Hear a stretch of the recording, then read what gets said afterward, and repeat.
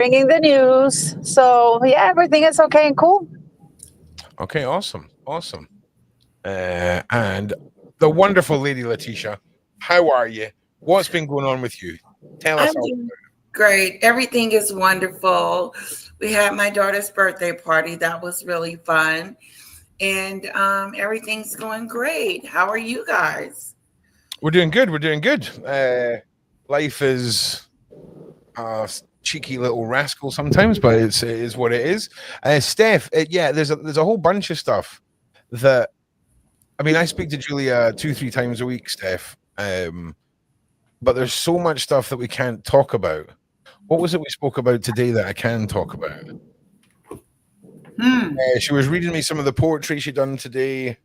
She was talking about something that I can't talk about, which is very exciting. Then she was just had a bit of a rant about the hypocrisy of the whole situation. So yeah, then update us. I'm sorry, Steph. Check yourself before you wreck yourself. Okay. We'll just put a pin in that for just now. And okay, so let's jump over to this video. Paula had sent over a Max Clifford interview, right? Which is obviously going to be an interesting start for us because Max Clifford, super swell guy. In case anyone didn't know, Google that and enjoy that little rabbit hole. Yeah, but he was an agent to Frank Sinatra, to Judy Garland, and a bunch of stuff.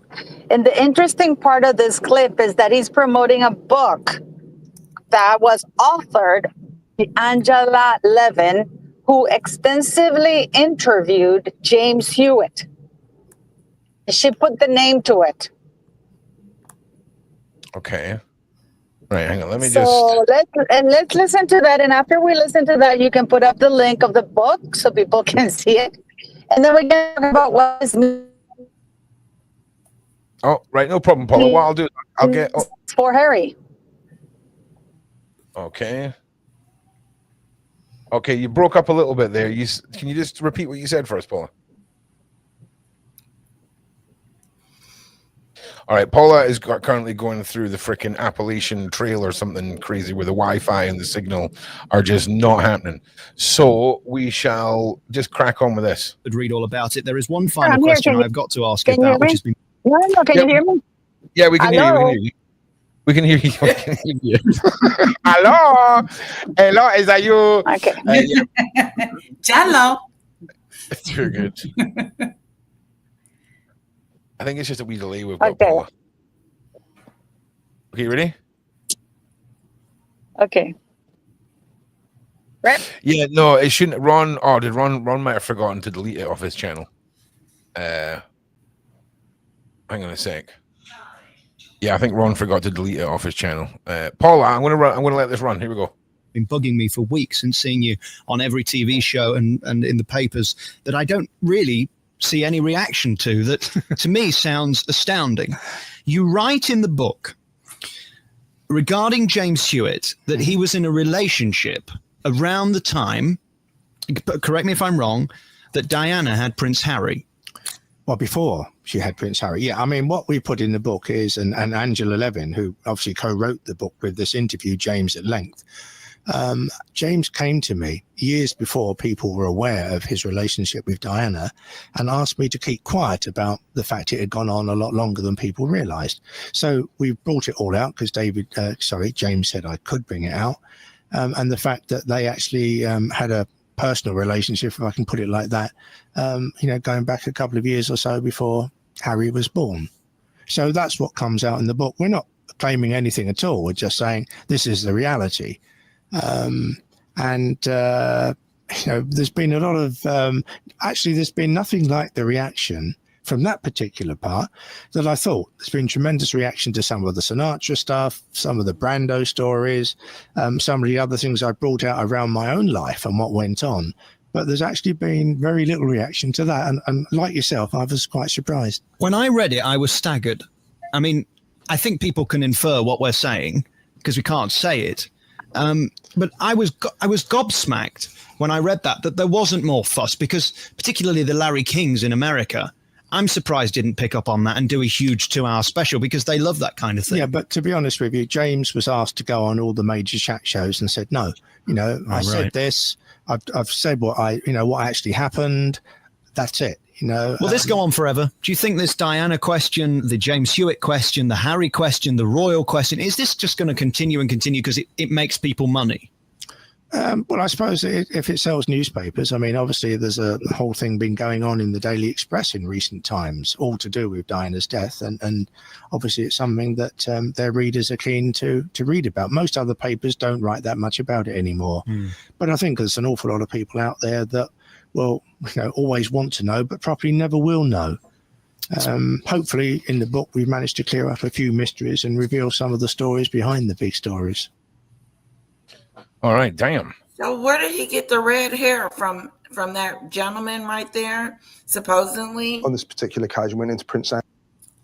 Hang on, we need to wait for Paula to resurface from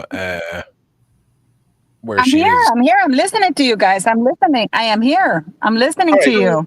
So is that Harry's daddy? Oh, wait, Well, no. Pull out the book. Pull out the link of the book. Okay, pulling up the link of the book right now.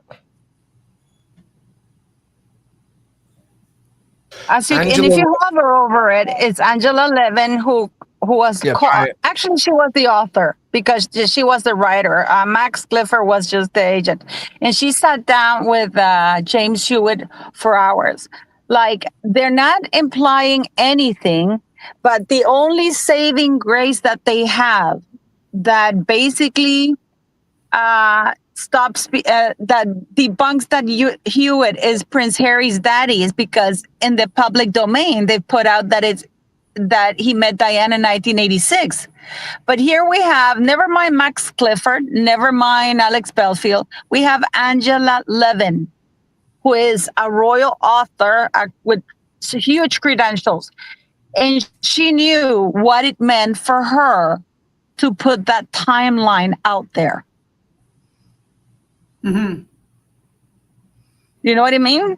No, you're gonna have to spell it out for me. You know what I'm like here, Paula. You're gonna have to spell it. You're gonna have to go full pop-up picture book here. Angela Levin. Okay, everybody in the world is saying that James Hewitt, cannot be Harry's father because he met Princess Diana until after she had Harry. Right. Okay. But here, Angela Levin is saying in a book, after interviewing and researching and sitting down with James Hewitt, looking at pictures and all kinds of things, that James Hewitt met Diana in 1981 at a polo match. And they were friends and he turned sexual after she had women. What you might want to do is all that information in your head, Paula, that you already know. What to do is give us a little bit of that, then we'll watch the video, then give us your conclusion, because we went into that like completely raw dogged, right? So just give us your final sort of rundown on it. Manuela, you know this. Manuela, you know that is. Hang on, Paula. So what you're saying is this is to do with the paternity of Harry, right? This is what you're saying, yeah? Like who Harry's dad is. Yes. The reason why. Okay, I'm going to say very, very slowly. James Hewitt people have said Harry's is not Harry's daddy because it's impossible. The timeline is impossible because Harry was already born when he met Diana. Mm-hmm. Wow. Right? Oh, wait, that's this guy. But Angela Levin in 2000. Well, I'm concerned. But Angela Levin writing then the book. Okay. Angela Levin writing that in the book after extensive research. Right, Paula. Right, I'm sorry. Viewers, I apologize. There is a slight delay when we talk in it getting to Paula, and it's just about the same amount of time as you would give someone to start talking before you start talking. So we're psychologically all starting to talk just as Paula's hearing us. So what I'm going to do is we're all going to be quiet. Paula's going to give us the rundown on this. Even if Paula pauses, we're all going to be quiet. And then Paula's going to say, that is the end of Paula's talking. and then we'll all reply, because I don't want Paula to think that we're all just chiming in over her. And before the side chat has a meltdown, Paula, the stage is yours. Okay. I'm going to say it very slowly. Everybody has been saying in the world that James Hewitt could not be Harry's father because he met Princess Diana after she had Harry. But Angela Levin sat with James Hewitt and Max Clifford and interviewed James Hewitt, and she saw the pictures and everything. And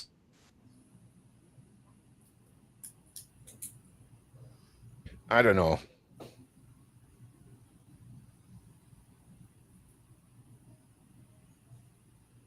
I don't know. That guy's got a much thicker, healthier hairline. Well, yeah, he does look like Harry's. Well, So? Do you have a picture of him older? You put any two gingers together and they look like they're from the same family. I'm sorry. Okay. Well, this is what I'm confused about. I'm confused that nobody in the family has red hair but Harry. Okay, wait, hang on a minute. I think the Spencers do, right? This is a bit more damning. The Spencers do. So Diana's family, her brother, that looks like him. But I think that they were taking it off the table at the beginning because of this speculation, right? So they just take it off the table. They didn't know each other until after he was born, because it would actually cause so much conversation. Oh. And now that it's not off the table, that actually they knew each other before and years before, like in 81, now that opens up that entire can of worms. Well, they look like twins. They literally do. The smile, the eyes, you know how it's crickling on the side, his nose. I'm scared. I can't activate polls, but I tell you what, put a 1 in the side chat if you think that the guy, this Hewitt guy, is Harry's dad. Put a 2 in the side chat. Sarah thinks they're a double.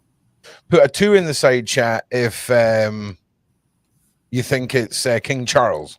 I know Dale was telling me about. Welcome back, Paula. Welcome back. We're getting a lot of 1s. Ooh. See, I don't know how I feel about this one. I actually think that, yeah, you're right. Gingers kind of do tend to, I mean, I hate to generalize like that. But gingers can look alike a lot. And also I think that he looks a lot more like Diana's family than he does Charles' family. And I think that's what leads to the ability to interpret it that way. But I actually think Diana wouldn't really let that happen to herself. I think she had a lot more self-respect than to end up having that second child not be with her husband. I don't know. You don't think Diana was promiscuous enough to get knocked up by a ginger, didn't have to fake it? Come on, Manuel. I do. I don't know. I do. I think that there's some part of it. No, I think that, she got her hoo-has out. She got her hoo-has out on the beach. She was sunbathing with her hoo-has out, knowing the sun was there. Hoo-has out is one thing. Actually getting, carrying somebody else is something else. It's a royal hoo-has. Well, Crown jewels. Hoo-has can fall out. That could be a wardrobe malfunction. The other, definitely wasn't. Girl was stretching and everything. Oh, look at the nails. God damn. Hang on a second. Let's see, hang on. What we've got like golden bubble nails. Yeah. Or is it jewels? Is it jewels? It's jewels. Oh, hell yeah. Nice. Yeah, I like it. All right. So let me do this. There we go. So the gentleman in Harry's maybe father, he's not receding. His hairline isn't receding. Well, look, actually, arguably, in this picture, when I said he had a thick hairline, he does, because he looks about 29. We come forward a few years and he's kind of battling with Harry here. You know what I'm saying? You think in the middle? Well, there's only 2 pictures, so okay. The one, this man here, okay, not Harry, the other one who we think's Harry's dad. That's the one I'm talking about, Letitia. You got this, Letitia. I believe in you. You got this. Okay, you with me? You're with me. Come here with me, Letitia. Show me your war face. Show me your war face. Right? No, seriously. So yeah, I don't know. I think that it could be. Of course, it could be. 100%, it could be. It probably is. I don't know, but it could be. That's how I feel. But I wouldn't. Do you think they would risk it? Do you think they would risk it? I mean, it could be, but do you think they would risk it? Do you think that they would allow this to be? I wouldn't say anything. Right. Everyone, brace yourselves. Okay. I think women who are scorned are capable of anything. Okay? I want to know what happened. Least of all, going, I tell you what, I'm going to slip a non-royal baby in just so later in life I can throw a tantrum about it, right, and derail the monarchy. Would I put that past a woman? No. Why? Because you're all crazy sometimes, okay? You're all crazy. You're not like a man who will just do something for instant gratification. You will just long play the hell out of something. And when you're bitter and twisted in your late 70s, you'll be like, do you know that son of yours you've raised? He is not even yours. That's what women do. But maybe not also. Maybe she was a nice person. I don't know. I'm just speculating. Well, I think being nice and doing that, they're two different things. Both could be true at the same time. I don't know. I think you still could be nice and scorned. If I was in Diana's situation, and I just have to say, if I was, not me, because I wouldn't do it, but I would be like, this is your son. What the hell are you talking about? Yeah. I'm married to him. He's the daddy. Damn. That is a scarily common logic that I see play out on reality TV all the time. It's really welcome back. Because he could really be someone else's son, and it's on the hush hush. Because if you guys say that the Spencers got red hair, then there it is. Well, that's true too, actually. I mean, that is true too. Paula, Manuela was saying that she doesn't believe Diana would, open inverted commas, put it about. And I said she probably would. What do you think? I don't think so. You don't think? Princess Diana! You don't think?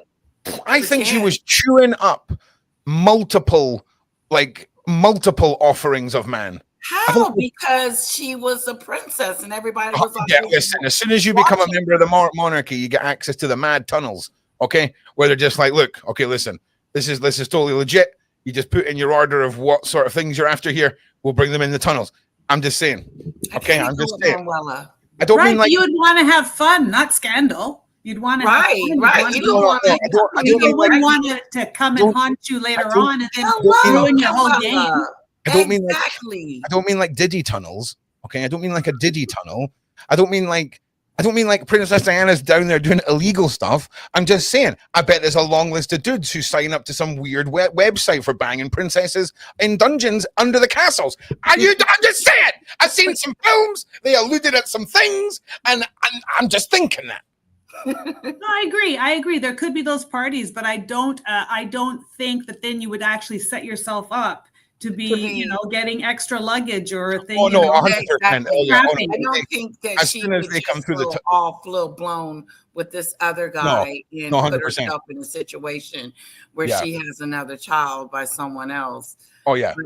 But everybody that comes through the tunnel is automatically sterilized upon entering said tunnel. Do you know what I'm saying? There's no possibility of. Could you imagine the blackmail if they weren't? I mean, come on, there would be so much stuff that people would. They don't make it out the other side. They just tell the princesses that they get to go home not normally, and they end up as compost. All right, Jesus Christ.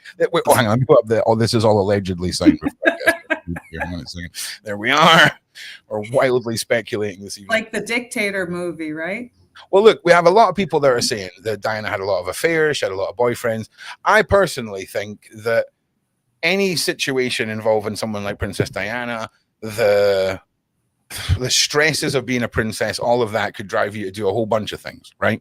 Especially when, the guy you're meant to be marrying is like ramshanking some crazy soon-to-be queen madness. Give me 1 second. That is my delivery outside. Lady Letitia and Manuela, just keep us going and I'll be back in a minute. So Manuela, what if, just a big if, Well, I agree with you. I don't think she would risk it all. I think that she would not do that. I think she was on I think she was on a weak foot anyways. I mean, he didn't really love her. He had to marry her. It was not really ideal. So if he could have any ammunition against her, it would have been amazing, right? He would really make her life hell. So a big scandal. I don't think it would have been, it's not a very smart strategy. If it was an accident, I don't know. But I think that would be something that would have repercussions, and maybe she wouldn't have probably done what she did later on because she wouldn't have felt so empowered. Or who knows? I mean, who really knows what happened? Let's pretend that it did happen. Do you think that the best course for her was to, this is Charles's baby? Absolutely. Yeah. Absolutely. Yeah. And then just go along. And say, here we go. We're going to make this work. We're going to make it. We're going to raise him. We're going to do this. But we have nothing more to do with each other. I do my thing. You do your thing. And we're going to cover this up. Yeah. I'm back. And that's where she becomes more people's princess, right? That's where she started having a lot of her own power that way. Yeah. Is he still around? That would be the question. Yeah. And I wonder, does he think so? Oh, he'll be keeping his mouth shut if he knows what's good for him. 100%. Like he can leave a tell-all note when he passes away, but until then, the SAS have got him under close surveillance. Okay, the minute he logs into Twitter, alarm bells start going off on MI6. Just beep, beep, beep, beep, beep, beep. I'm telling you, that's the realness. That's the realness right there. All right, ladies and gentlemen, in the side chat, please give us some likes. Please give us some shares. Help us push out our little show this evening. Let us know what your favorite Harry and Meghan scandal has been over the last year or two. There's been some absolute clangers. I don't think we're going to top I don't think we're going to top Taxi Chase through New York. That's still top of the list for living in a fantasy world that these two have brought to the table. You mean the biggest scandal? Well, just your favorite Harry and Meghan moment. To be honest, name me something that isn't a scandal. It's easier to list the things that aren't scandals because it's all scandal. It's a scandal fest. I wouldn't say my favorite moment, but the moment I knew that they had ended their careers and their that's dark. That's dark. You just like seeing people fail. No, I don't. You're standing there in your living room with your 9 marble pillars, right? And you're just like, another couple has failed. Look at me in my mighty pillar room with my nails. I'm just kidding. No. But I knew she was going to fail when she went on that Oprah. The Oprah, to me, was the most damaging, the most, the worst thing she could have done for her career. Well, I'll tell you what to do is take us back there, Lady Letitia, and, what was her career like before that? And what were the key moments in that where you felt like you were witnessing the derailment? Well, actually, I saw it before when they Mexited it. I knew that when they Mexited it was going to be over. But then I said, not necessarily, because she still could be successful. She still could come over here and do whatever she needed to do off of the royal family name and become successful. Yeah. But after she started the beginning of Oprah, to me, the racism card was the one that ended her from the beginning. I think that if she had never had said that, I think that she would be a lot likable. And also the family element of it, her really ostracizing the entire families, both families, just cutting them to the core, saying we don't want anything else to do with you guys, and we're going to live our own lives the way we want to live it. But it looks selfish from the kids' point of view, as far as the grandkids seeing the grandbabies, because Charles hasn't seen his grandbaby at all, and neither is Tom Sr.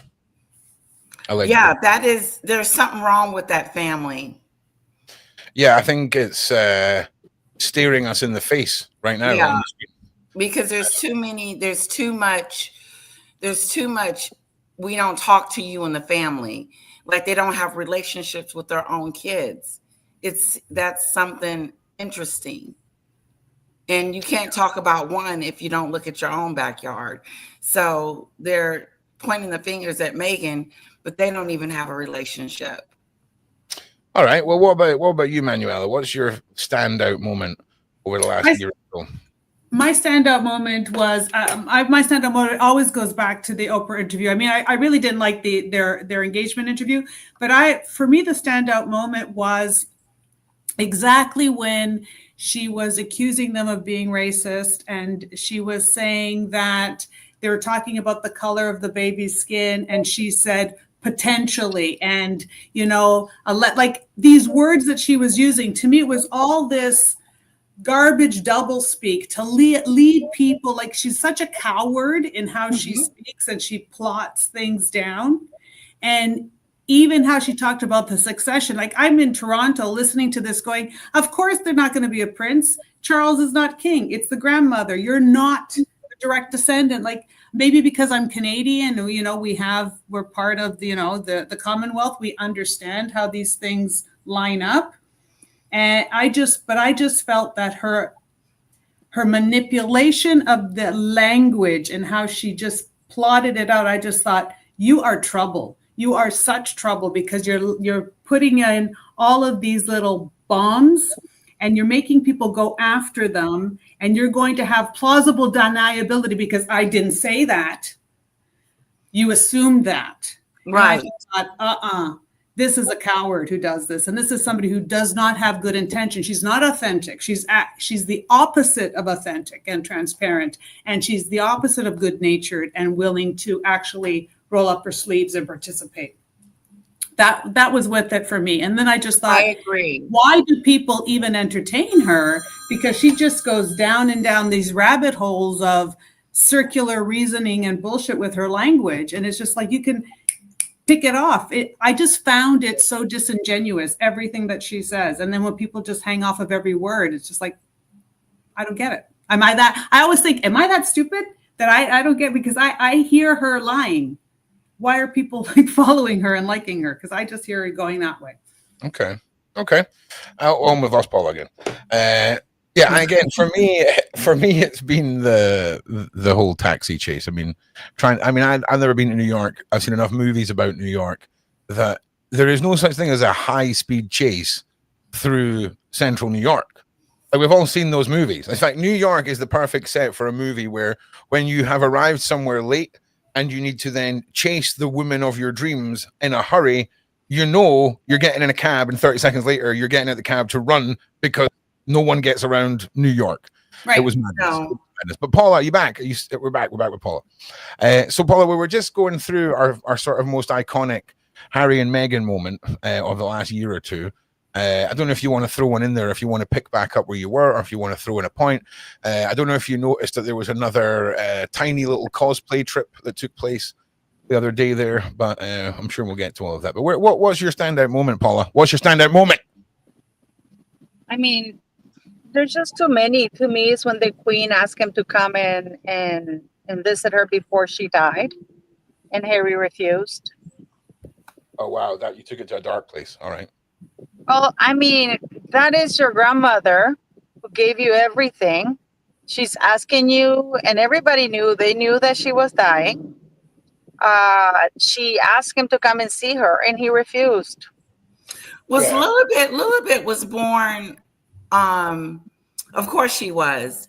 And do you know Queen Elizabeth did not get to see Lilibet? Yeah, she was never in the UK. But where did you guys land? Did you guys understand the story I was trying to explain to you about Harry's paternity? Yeah, well, we were talking a little bit about that. I brought up some some pictures of. I did know his name a minute ago, right? This guy. James Hewitt.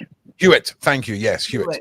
And we were just discussing that. I think some people, Manuela, thought that there's no chance that even if Diana was a bit promiscuous, that's not Manuela's word. She does not believe she was.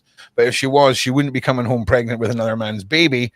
And if she did, I can't imagine it would be sneaking its way into the royal ranks. My argument, Paula, was basically B words be crazy and women are capable of anything. And basically, what better? Because men are very much like, I'm going to go around and smash your windows in. Women are like, I'm going to have another man's baby. Wait until that baby's in its late 30s and then tell you.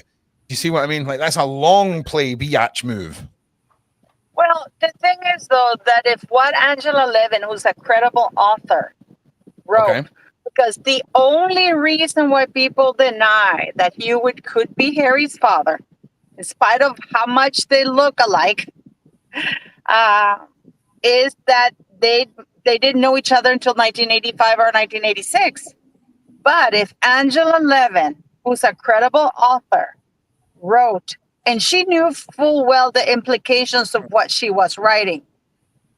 She knew the Pandora's box it would open, right? Because if once she put it in the book that Hewitt knew Diana since 1981 and started having sex with her, after like a few months after William was born, and they were having sex twice a week, and Diana is herself saying that it was a miracle that Harry was born because Charles had already gone back to his mistress and he barely touched her. Yeah. I mean, there could be, I can imagine Diana getting pregnant, being young, being panicking. I wouldn't say shit, would you? No, hell no. Maybe that was the agreement. Maybe Charles and Diana are in on it. Maybe Charles is like, right, you go have your fun. I've got mine. And whatever happens, we'll just cover it up, but just let me be. Also, I'm not being funny. Your wife has to go and get impregnated by a ginger guy and you have to raise his baby. Sounds like a sort of royal bet that I believe would take place between two princes. Do you see what I mean? It was either Prince Andrew or Prince Charles was going. It was a high stakes bet. Do you know what I'm saying? I'm just saying that it's very interesting because guess what happened later on? But what's really interesting is that when Max Clifford and Angela Levin, who's a royal biographer and author, that's what gives it credibility. And she knew what she was doing when she wrote that part. Is that she knew the consequences, right? Because then that opens the door that there is a possibility that this guy could be Hewitt. Mm-hmm. Right? She knew what she was doing. So, but it's interesting that years later. Do you think that the fact that Harry was allowed to leave the royal family leans into this theory having some weight behind it? Because I don't think so. I think that Harry, you know what? I think Charles didn't want to know. I think that probably Charles had sex with her like 2 or 3 times and he didn't want to be bothered. And she was pregnant. He didn't care because he felt like he did his duty. He got the heir and the spare. No, I think it was. Do you remember in Game of Thrones where that weird little blonde-haired kid brought the crossbow out and started firing the crossbows at that chick? I think that's what Prince Charles is like. What is Joffrey? Joffrey, bring out the peasant, bring out the royal cross, bring out the gilded bow, release the peasant. But the thing is, though, listen, the most interesting part of it all is that Angela Levin has never taken that back, number one. Number two, she did a 380 after the palace offered her to be Harry's official autobiographer, and she wrote his autobiography, and she was given unprecedented access to Harry. So the very same author who wrote with Max Clifford and interviewed James Hewitt is the very same author they used to write Harry's authorized autobiography. All I'm saying is, I'm not fully invested, but my God, am I going to enjoy going down the rabbit hole of this? Because no, it does give. I'm not saying that James Hewitt is. I just brought up a fact that 90% of the people did not know that book existed, and that Angela Levin wrote that. Mm-hmm. And she knew, very well, she's not a stupid woman. You know very well that what it would mean when she wrote that James Hewitt knew Diana since 1981 and started having sex with her on a regular basis since 1982. She knew very well what the implications of that were, you know? Well, trouble Yeah, in I would have been paradise, too right? scared. I would have been scared somebody would find out. But she did it. She wrote it. I mean, she was actually Max Clifford was the shady agent, very, very powerful people. But if you look, if you can pull up that book thing clip that I sent you. Yeah, can we put Charles and Harry side by No, no. side? If you look at that, the page that I sent you, you will see that the first comment is from Piers Morgan, and Piers Morgan says that Max Clifford absolutely has the dish on everybody. He knows everybody's You secret. sent me 2 links. Those were both the links. Telling me Pardon you me? sent a picture. You never sent me a picture. If you sent me a picture, I would have shown the picture. You sent me 2 links. No, I sent you a link to the I'm a- Amazon book where it Yes. has the reviews, and the review is the one. So you never sent me a with picture. You Piers sent me a link. Okay, that's fine. I'm with you. Okay. Okay, I'm in the reviews. 1 second, Paula. It's All the right. first one. It's the first one. It's the first one. If you go up the book, when you pull up the book, Yeah. the first review you will see is Piers Morgan saying Max Clifford knows everything, has everybody's secret. I don't know where you're getting it like that. I mean, I don't see any of that. But I believe you. I believe you. It'll be because it's regional. No, if you pull up the bloody link and it shows the picture of Angela Levin with the author in the book. Paula, you sent me 2 links. The first link goes to Amazon. The second link is an interview. You're fabulous, but I'm working with what you've given me here. Okay. Can I get a hell yeah? Okay. Can we see Charles and Harry next to each other? Yeah. Do you want to have them dressed in a certain theme? No. Okay. Okay. Right. 1 second. Harry. I mean, the implications are there, and it's amazing. Like what's really interesting is that the palace forbade everybody from talking about that piece of news. And you would think at the time that would be big news, wouldn't you? It would be big news, but it also would break the mystery of, or the magic around the royal family, right? You don't want to have too much. Or would bring up uncomfortable questions. Now put up a picture of James Hewitt and Harry. I miss Prince Charles. When look at him, they look alike. Look, their eyes are close set. Yeah. Jawline.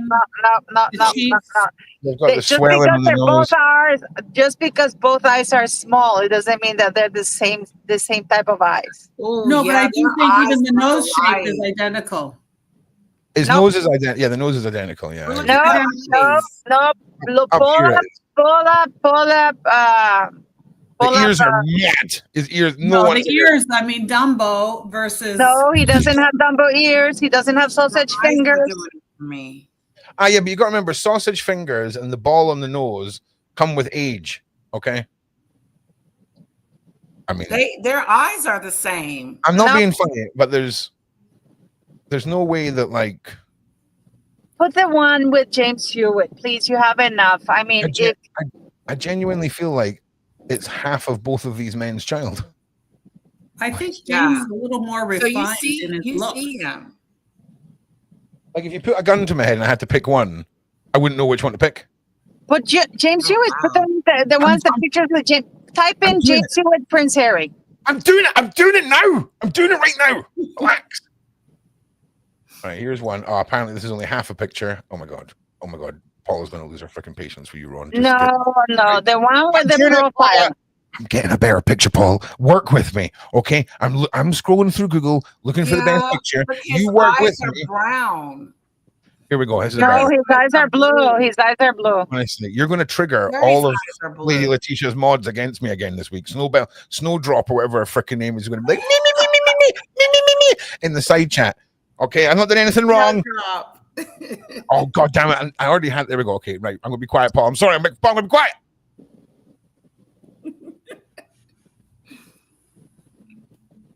Yeah, I'm not seeing it. Because the hairline's not the same. The eyes are very different. The nose is different. Yeah, but let's be honest, okay? The ginger gene, right, could be the one thing he got from his dad, and then everything else came from the mother's side, We just don't know. You're just using different pictures. If you put the pictures that are profiled, you can see the nose is exactly the same. The lips, everything is exactly the same. You're using a picture of Harry when he's much older with a beard. You know what, Paula? Just because no one is agreeing with you, I'm totally going to agree with you. Listen. I agree with. I'm going to put myself up here beside Paula. In fact, Paula, we're going to be the two big squares, and the other girls will be the wee squares. I'm totally on your side here, Paula. Ginger dad, ginger hair, Prince Charles out the freaking picture. If you look at the pictures I posted yesterday, I did a video about it 2 days ago, and it's incredible the reaction I got. People were saying as though I wrote the book. Some people even said that I was, what was it that they said? How dare I slander Angela? That she would never write anything like that. Your mic's got a bit weird, Paula. Something's falling out. There we go. She's doing something. Oh, now she's frozen. Oh, no. Now Ron's that she would never slander anybody like that.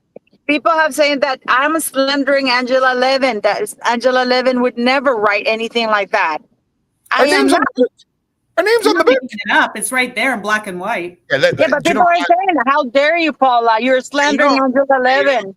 Are you not a little bit proud of how unintelligent some of the trolls are that you attract, Paula? Because it's quite impressive that they're like, you're slandering a woman whose name is on the book you are talking about. It's just it's a new level of gaslighting. It's a whole new level of gaslighting. It's like it's wild. It's fast. It's almost beyond fascinating. It's almost you know what some people even wrote in the comments. So what does it matter if Harry's not Charles? And I'm like, and I actually said it in my live yesterday. I pulled up that comment and I said, is this person really stupid saying, what does it matter having Harry be fifth in line to the throne of a constitutional monarchy? Right now, he was received by the president of Angola. Yeah. And he was hosted by the British embassy and by the way, that reception was for Harry by the British government because it's the British embassy with other diplomats and heads of state. And guess who is, in the palace, he was just pictured with the king's director of communications. And then he goes to Angola, the Halo Trust. Guess who is one of the biggest sponsors of the Halo Trust? The Rothschild family. Xbox. No, all right. Yeah, that was ridiculous. And why? Wait a minute, Manuela. Are you saying or insinuating that there is something dodgy about the Rothschilds? Because that is shocking. So you're saying that Harry went on another one of his what's Paula doing? What was that angle, Paula? That was like the eye doctors. So listen. So I seen this and I was like, oh, this is going to be another one of these fake cosplays as a prince going out there. It says Prince Harry on the screen here, Paula. Okay, just keep calm. You okay? You managing to hold it together, Paula? Okay, and when you see the words Prince in front of Harry, you're like, you start mumbling in like your native language and shizzle. So what's going on here? And are you saying the Rothschilds funded this? Because if that's the case, this is classic criminal activity where you plan a little trip, you go and do something very public, but secretly you're taking over 3 more bags of luggage than you should have, and you're facilitating a cartel. But in Harry's case, I imagine it's going to be information, contracts, and deals, because after the last trip to Africa, there was a lot of people given multi-billion-dollar contracts in aid that wouldn't have got them if they weren't shellacking the shalamis with... Well, guess what happened? Funny you should say that. Is it, Paula? Tell us all about it. Because Angola just got a bunch of millions of dollars from the Rothschild and the UK government for 3 more years. No way. Mining a zone, an area that is pretty much already free of mines.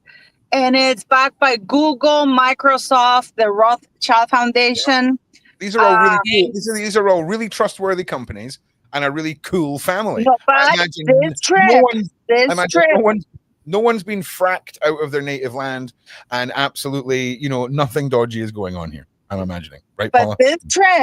This trip is special because Harry this time was received by the president of Angola, not a minister, and he was hosted by the British ambassador, the British embassy at reception in his honor.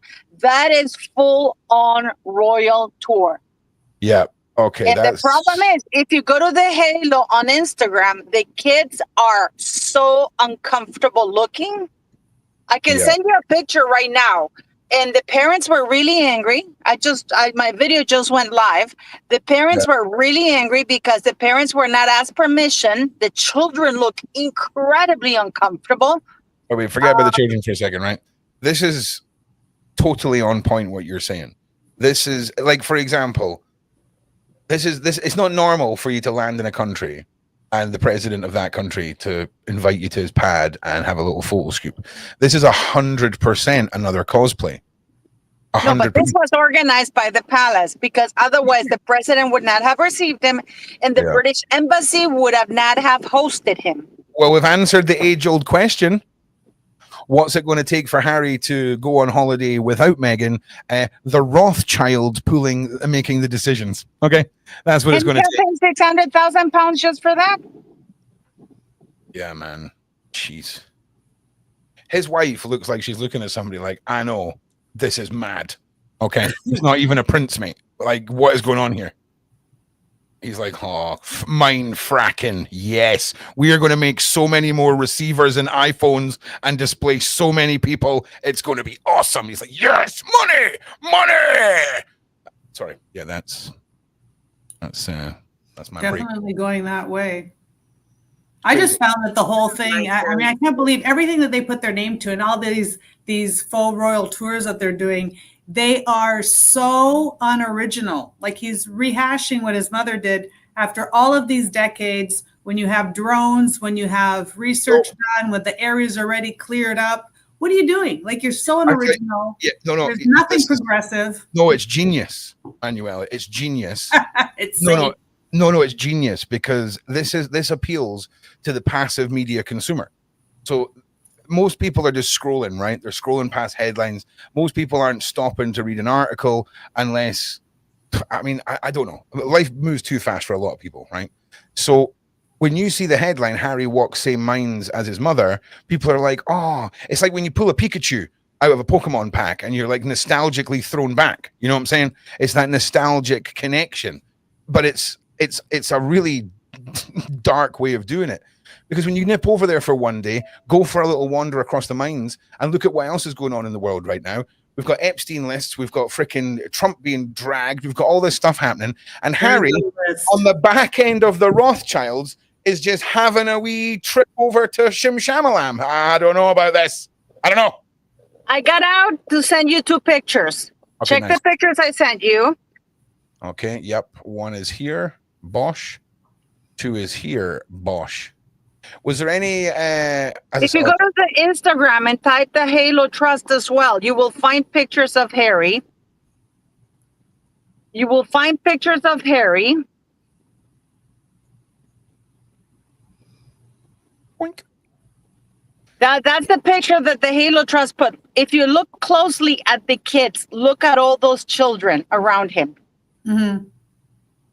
Look at their faces. The parents are so angry. This is really, really terrible. I don't give a shit. No one is spoiling this kid's day. Yeah. The glasses and the red top on. No one is ruining his day. He doesn't even know what's happening right now. All he knows is he looks the bomb in his red. That's all. And Andy POV coming to join us. How are you, sir? What's up, brother? We were pointing out how, like, all these kids look in this photograph, and then I was pointing out this one kid in the red shades and how nothing could ruin his day today because he is looking fire. Yeah, he's matching with his red jacket. Oh, so basically, we were conclusively decided, Andrew, that there's nothing suspicious about the Rothschilds funding a solo trip to anywhere, let alone somewhere in Africa. What's your take on it? I'm sure you're like, nah, the Rothschilds are really cool too, right? Whoa, where did that come from? No, the Rothschilds are bad. Sarcasm, Andrew. Oh, okay, good. I was about to say, sarcasm. Sarcasm alert. Sarcasm alert. Good.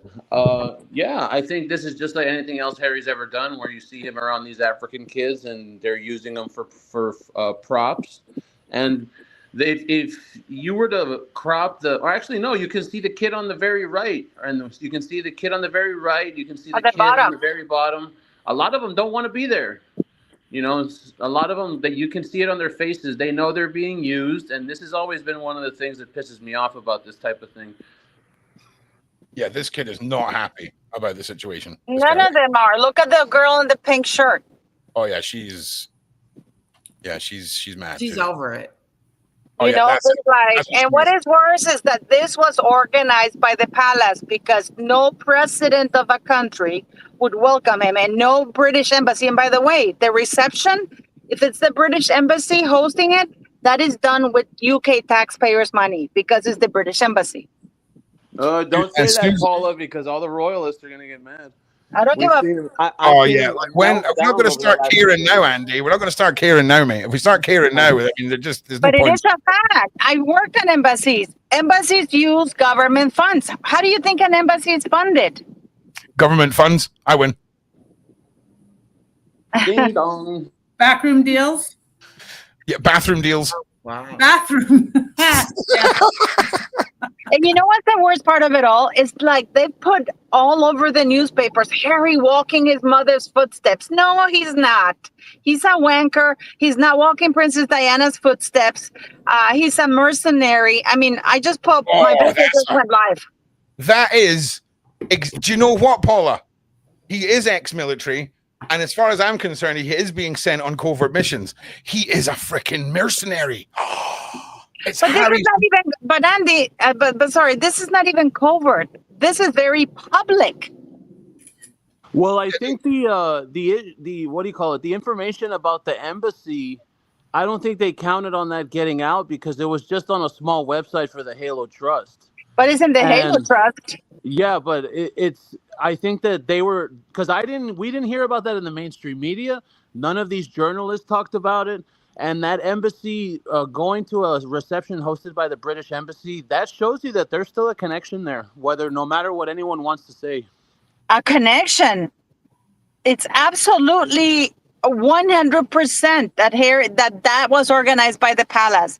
There is absolutely no, the British embassy anywhere in the world would not host these kinds of things without government approval. I agree. Okay, the embassies around the world are government representations in that country. Everything that they do has to be sanctioned by the country they represent, the government, the head of state. In this case, is King Charles. Yeah. Yep, I'm with you. 100%. Like it makes no sense. It actually doesn't make any sense any other way. Well, the reason that I said that, Paula, was because it didn't come out in the press. You know, if it wouldn't have been for, because I reported on that this morning, and I think there was some other reports on it as well on X, but it wasn't in the Daily Mail. It wasn't in any of these reports in the mainstream media or from mainstream media journalists. So they didn't want people to know about it. That's why when you look at it, the guy was at a reception for the British embassy. That right there to me. Yeah, that right. Yeah, there's no pictures either, right? There would be pictures, and he even gave a speech. So I recorded my video earlier this morning, but because I was driving through the woods, I'm still driving through the mountains. I programmed it to come out just about an hour ago. But I was shocked. I was like, the Halo put it out there, because you see all of these things, and it's amazing because the UK embassy in Angola didn't report it. If you go to their website, it's not in the UK website embassy in Angola, and it should be, because all events should be represented, because they are with government funds, with taxpayers' money. Can I just ask, right, Andrew, if you were walking through a landmine, right, and your legs are going to get blown off anyway, and they've given you this little flap here, right? Like how much faith have you got in this little flap here? Well, there's nothing there anyways, because his balls are in Meghan's purse. But yeah, his ball. Remember, he only has one testicle. because I was watching him walk down here. And I was like, yeah, okay, single nut. I think I would probably carry the visor as well. The visor ain't going to do anything. If I stand on something, I'm gone. I'm going to carry the visor. And then I seen the flap, and I was like, what is going on here? Like, also, at what point do you accept that there's nothing that can save you from the landmine unless you're in like a Hummer or something, like some sort of vehicle? Yeah, like have you ever seen the Hurt Locker? That movie, The Hurt Locker. Okay, well, the dudes that they get rid of those bombs, their suits are a hell of a lot bigger than that. Yep. And do you know what those suits are for, Andy? For bomb, what do you call it? Yep. So they don't keep you alive. It just means your parents can have a funeral where you're not in 27 trillion little pieces. Yeah, probably. How mad is that? This is such, to me, Ron, this is such a shot at Diana too, because now not only does it make it seem as if this is a photo op, we know it's a photo op, right? But this was Diana's thing. Diana's thing was Andrew, do you want to see something worse? Ron, go to the Halo. Go to the Halo. Internet Halo Trust Instagram account and go to stories. You will see that they did a little video of Harry on top and Princess Diana at the bottom, both walking together. You need to give me something else. Halo what? Halo Trust and Instagram. Thank you. It was nothing but freaking Halo the game. Okay, so I want to just say as well, see when Diana walked these mines, this was when like minefields were proper minefields. There wasn't like sonar, ultra, mega. There wasn't like an app for your phone that you could just walk along detecting mines. Okay, this probably isn't that now, but you know what I'm saying. Like Harry. Oh, look at him go, guys. They were actually caught planting those flags for him 2 days ago. Can I just say, if there was the equivalent of a whoopee cushion for landmines, I would have been fucking with Harry quite a lot if I was part of this tour. Like everywhere. No, but go to the stories. Go to the stories. Go to the stories. Oh yeah, the stories. Beg your pardon. That's here, right? Mm-hmm. Okay. Oh wow. Okay. Do you understand what they're doing now? I understood the first. I didn't need to see that to understand it, but yeah, I understand it. I double understand it now. They're trying to rehab, and then I in my video today, I showed back then a tweet of the palace in September 2019. Because you know where Princess Diana walked? You know where Princess Diana walked? Is now the second largest city, thriving city. I don't know. Wow. Say that again, Paul. Where Princess Diana was walking there? Angola. Yeah, that place is now the second largest city. Thanks to her, they demine everything. And 4 months after the death of Princess Diana, the landmine ban treaty was signed. Okay. Yeah, I imagine. Thanks to her. I imagine the landmines have doubled since Harry got. If I imagine Harry went there to sign a new landmine deal. No. It was to sign a 3-year deal agreement, a multi-million-dollar to give to Angola. Yeah. And he got paid $600K for going there. 600? Yeah, $600K. Oh, well, I'm not being funny. I'd go there for $600K and walk along the minefield and they bother. So there's no minefield though. I mean, for 600, make it interesting. There's no minefield. There's pictures of people. Listen, you put up little red flags that say minefield anywhere, and you see how ballsy people are to go running through there and tell me it's not a minefield. But the guy was caught. We posted the pictures yesterday. The guy was caught planting the things for him to walk. I believe it, of course. The Harry's not going to go and walk in an actual minefield. His mum was his mum. She was like, boom, AIDS babies, no problem. Landmines, no problem. Like lepers, no problem. Like she done what a princess on a mission who actually believed in what she was doing did. Do you know what I'm saying? Not only that, he didn't want to bring Meghan because Angola is too dangerous. Well, his mother walked fields, went to dangerous places, like isn't that skank a humanitarian? Isn't that what they connected? Didn't they say that in their interview? That's the first thing we connected on. How our humanitarian causes. Other than giving BJ's, I don't even see how they connected anywhere. Listen. You could probably. In fact, never mind. I'm not going to say that. We're going to move on from that joke. So, Andrew, have you got anything you want to throw on in this totally legitimate, definitely not with any underlying suspicious activities trip to Angola? What are your thoughts here? For me, this is a confirmation of the half in, half out thing. The president of Angola, the reception with the British embassy. Sure. Seeing now him, especially meeting the new PR team with that secret summit bullshit. The whole meeting between them and Charles. I've jumped the line, and I'm over here on the other line now, and I'm not coming back. Harry is half in, half out, and I don't care what kind of royalists get mad at me for it. I think really what you mean is pretend out, fully in, right? It's almost like covert in. That's what I feel like. I don't feel like it's half in. That could even be true as well, but yeah. I feel like it's you're half in, half out.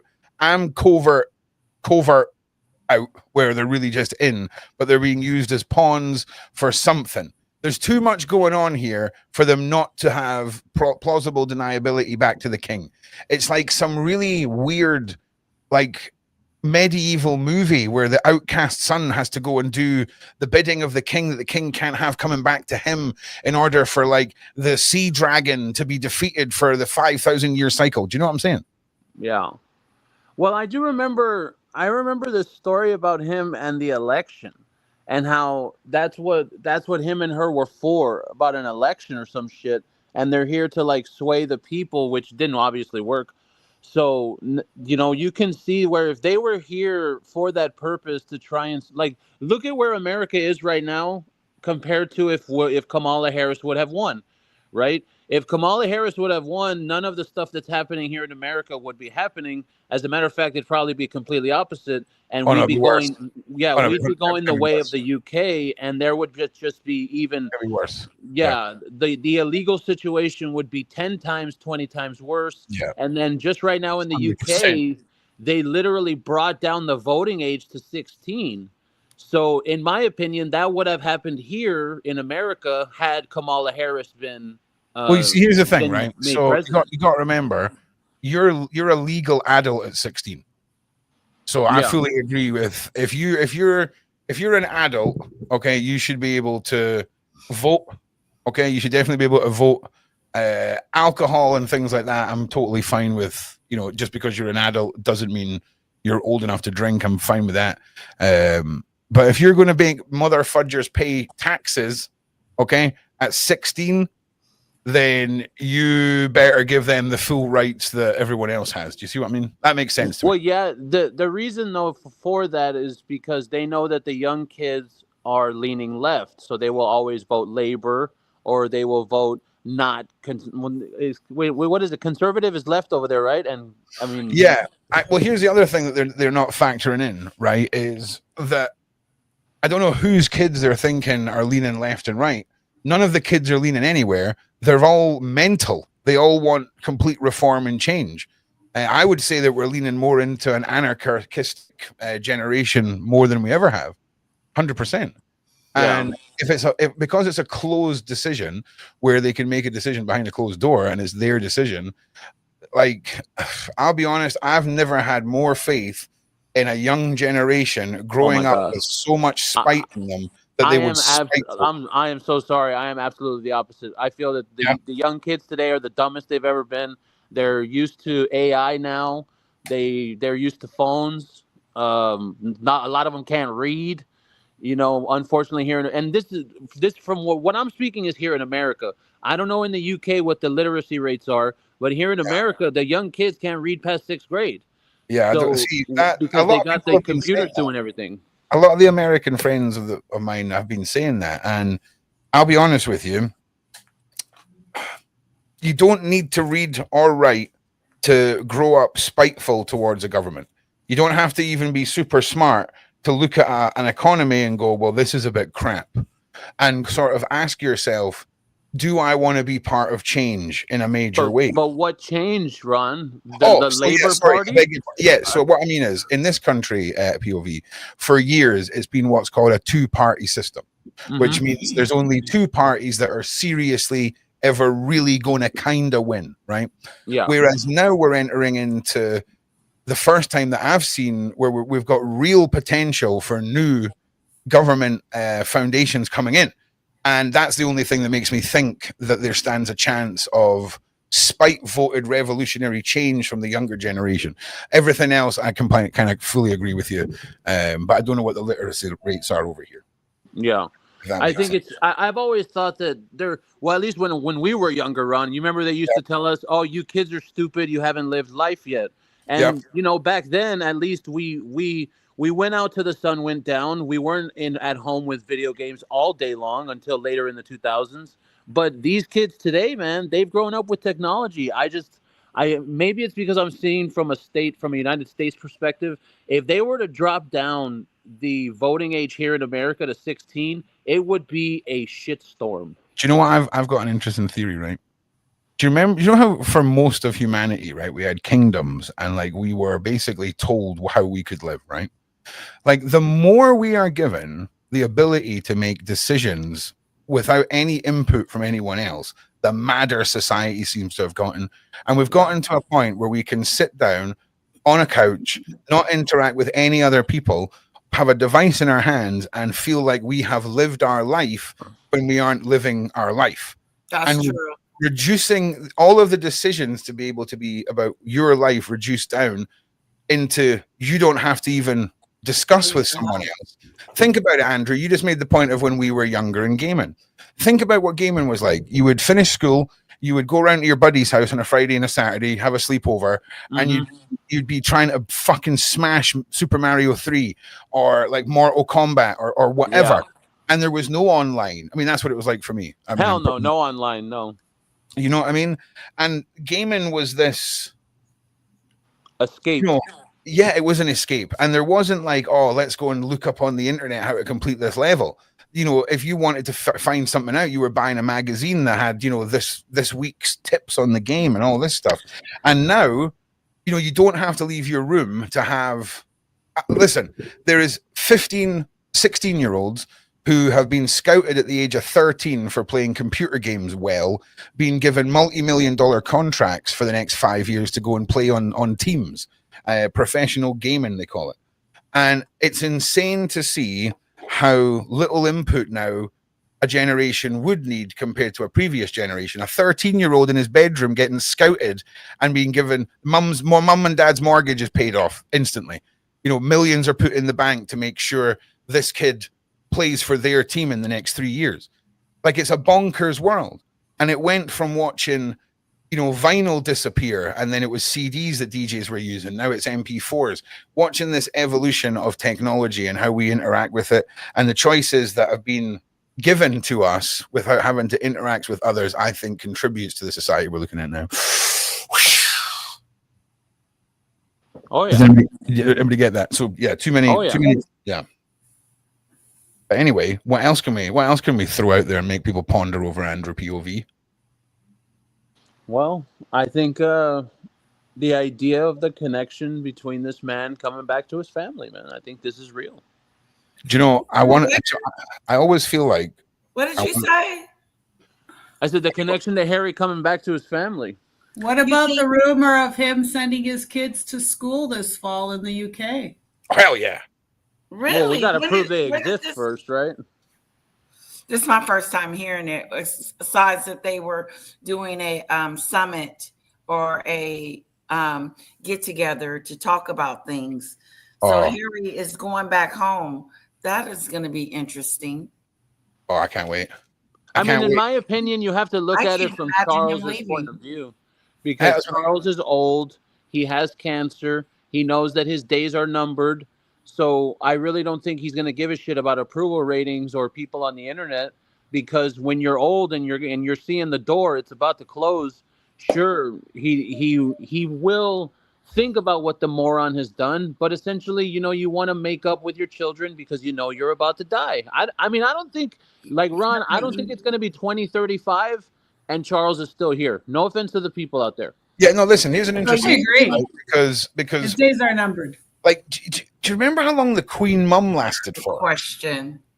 Like, do you I don't remember? think they had cancer. Yeah, I know, but the Queen Mum, like, my word, she was like freaking like 190 or something. Like, I'm pretty sure she's still kicking around the castle. They just had to publicly tell everyone that she passed away. I'm telling you. But Lady Letitia, you wanted to raise a point there. Yeah, I don't see him going home. Okay, well, yeah, I bet you $5 he does.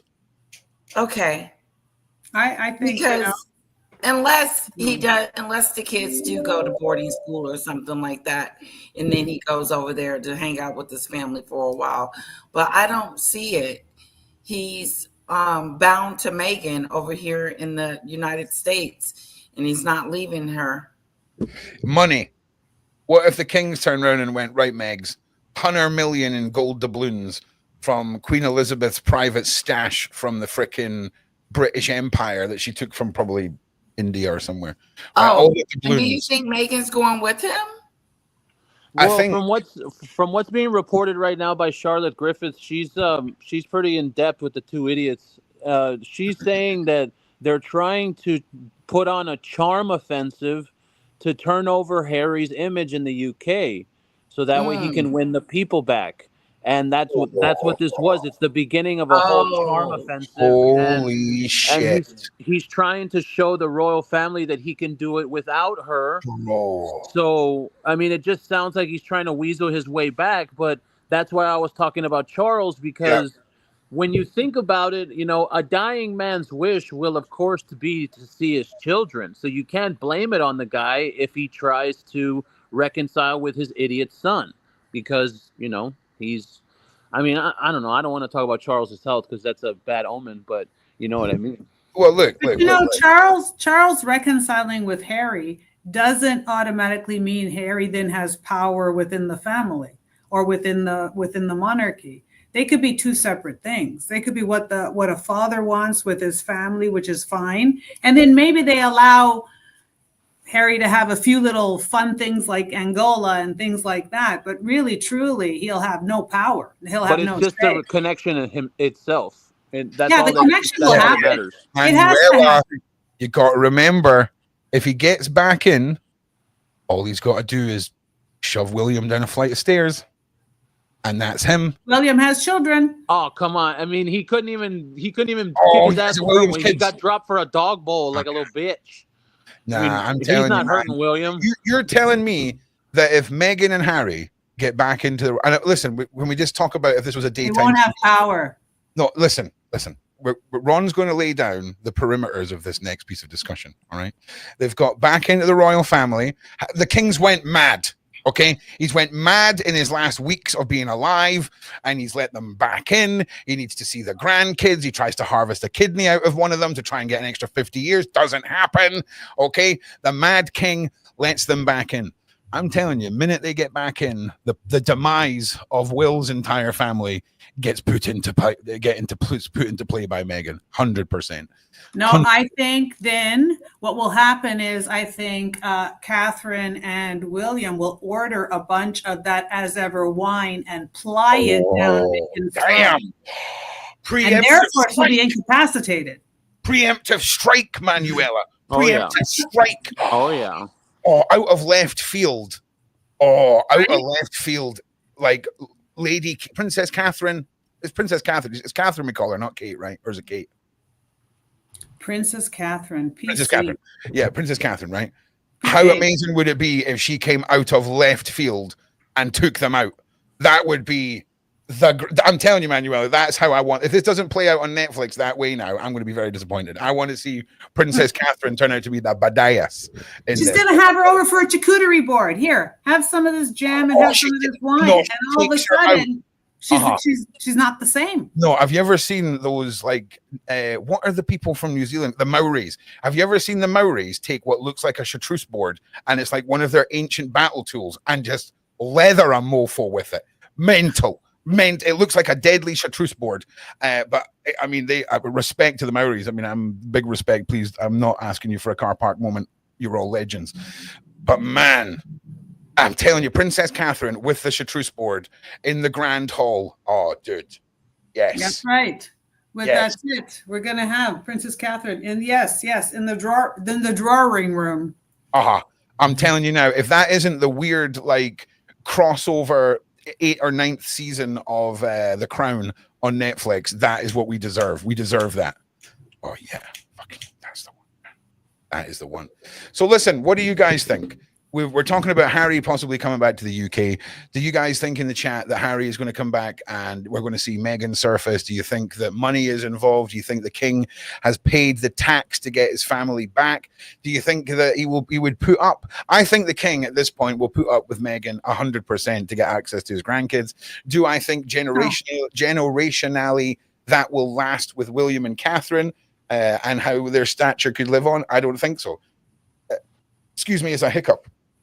But I think as the children get older, and I mean, the royal children get older, George and Louis and Charlotte, as they get older, Harry and Meghan are becoming less and less relevant, and their children will also be more diluted. So I don't think that there's power. I think there's power for the other family as time goes on. Yeah, even this whole thing that what Harry was doing, that's so diluted. He diluted it. He keeps diluting his mother's influence. They're running out of things to do. They need daddy. Oh, I really like. I want a mad king in my generation. Like, you see, you watch Game of Thrones, and you're like, a pissed off one. Nah, I want it properly. I want to see them, like, for no reason demand all of the white and yellow lines on the road be changed to a different color. Like, all the green M&Ms gone. The what? The green M&Ms gone? That sounds amazing. Is that like the tequila shots when they come out of the no green M&Ms? They have to pick them all out of the candy bowls. That's it. Not allowed. Yeah, nah. I'm thinking more. Like, I hope we get. I'm happy with a Mad King. I'm down with it. Oh, hang on a second. What is going to? I predict Casey will pass away right after Invictus. Whoa. Oh, King Charles.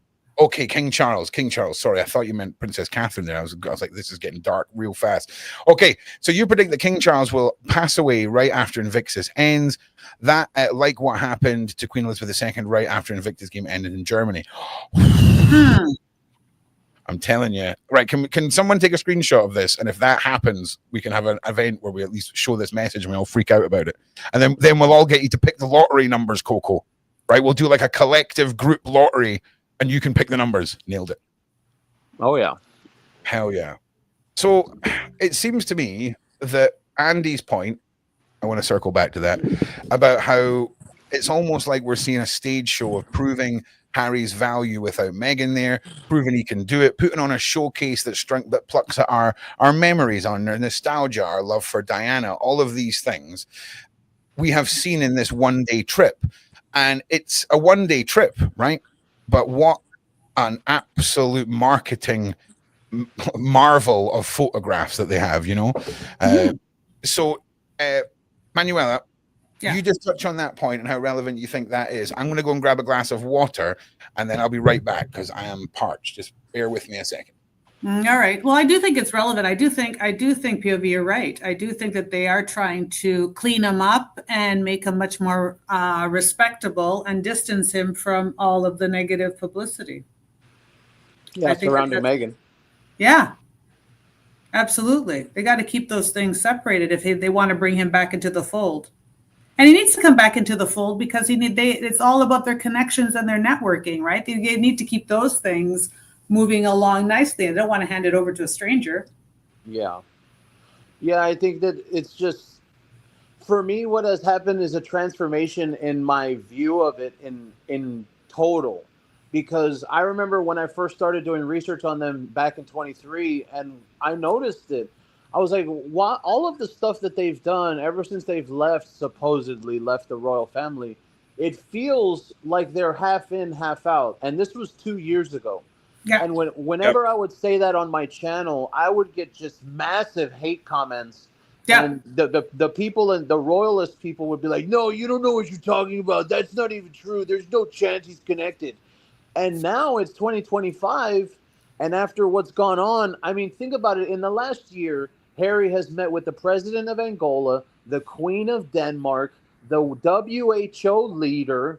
He's had dinner with all of these people. He's met with the president of well, he was supposed to meet with the president of Nigeria. I think he met the vice president when he was there. And then, of course, we all know about Colombia when they met the president, the VP, because of Meghan. But it's really tough for anyone, and I mean anyone, to defend that at this point. Everything they've done, where they get treated like royals everywhere, except they don't have to work. In my mind, that's half in, half out. So I agree. Not only is it that, it comes with the full blessing. Even when they are running around acting foolish, when they're at the UN and they were down at the Twin Towers and they were doing with the ship in Hawaii. I mean, everything that they've done that looks so crazy, and everybody's wondering, how did they get there? When they went to Jamaica, I think all of that is with Charles's blessing.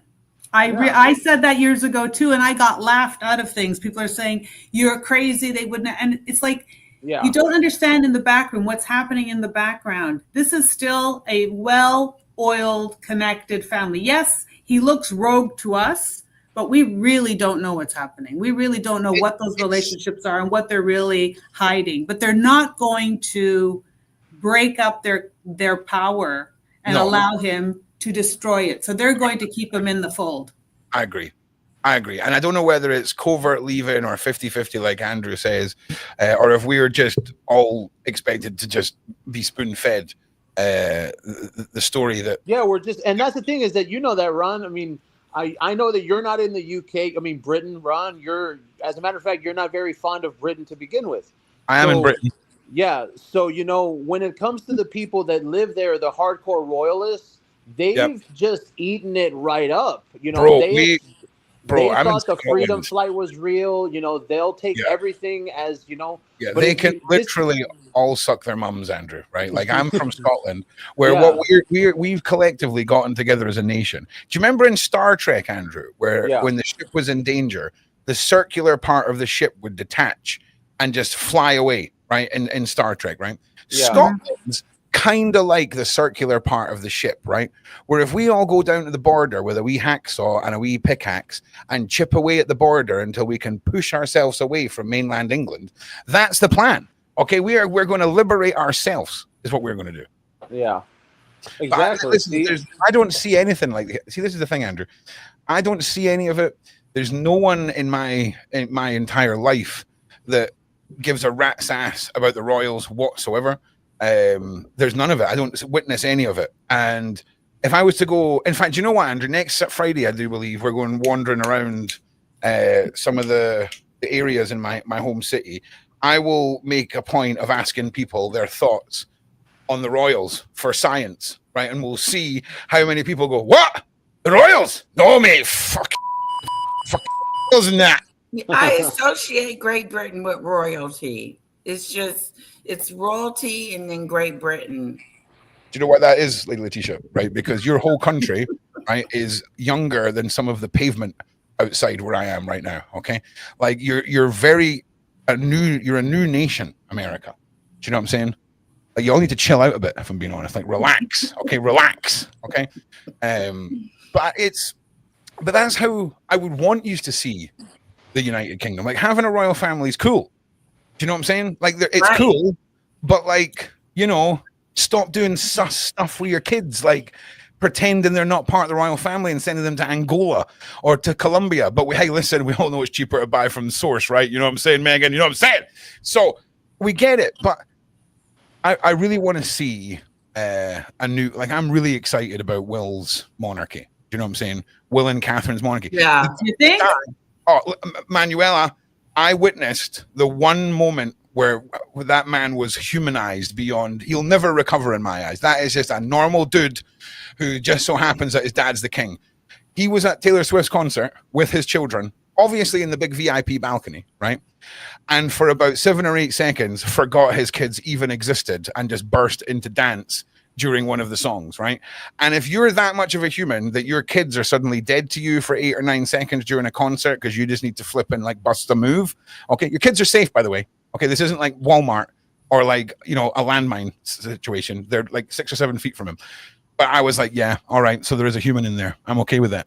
I'm okay with that. Then he done the whole scooter thing where he was driving a scooter around the palace. I'm down with that too. I would like to see that. I want to see him with the crown and the big royal cape on a wee scooter, just zooming about the place. That's the king I want. That's the king I want, really. In fact, I'd be all right with something happening and his son being king and us having a boy king where he makes really terrible decisions for the whole country.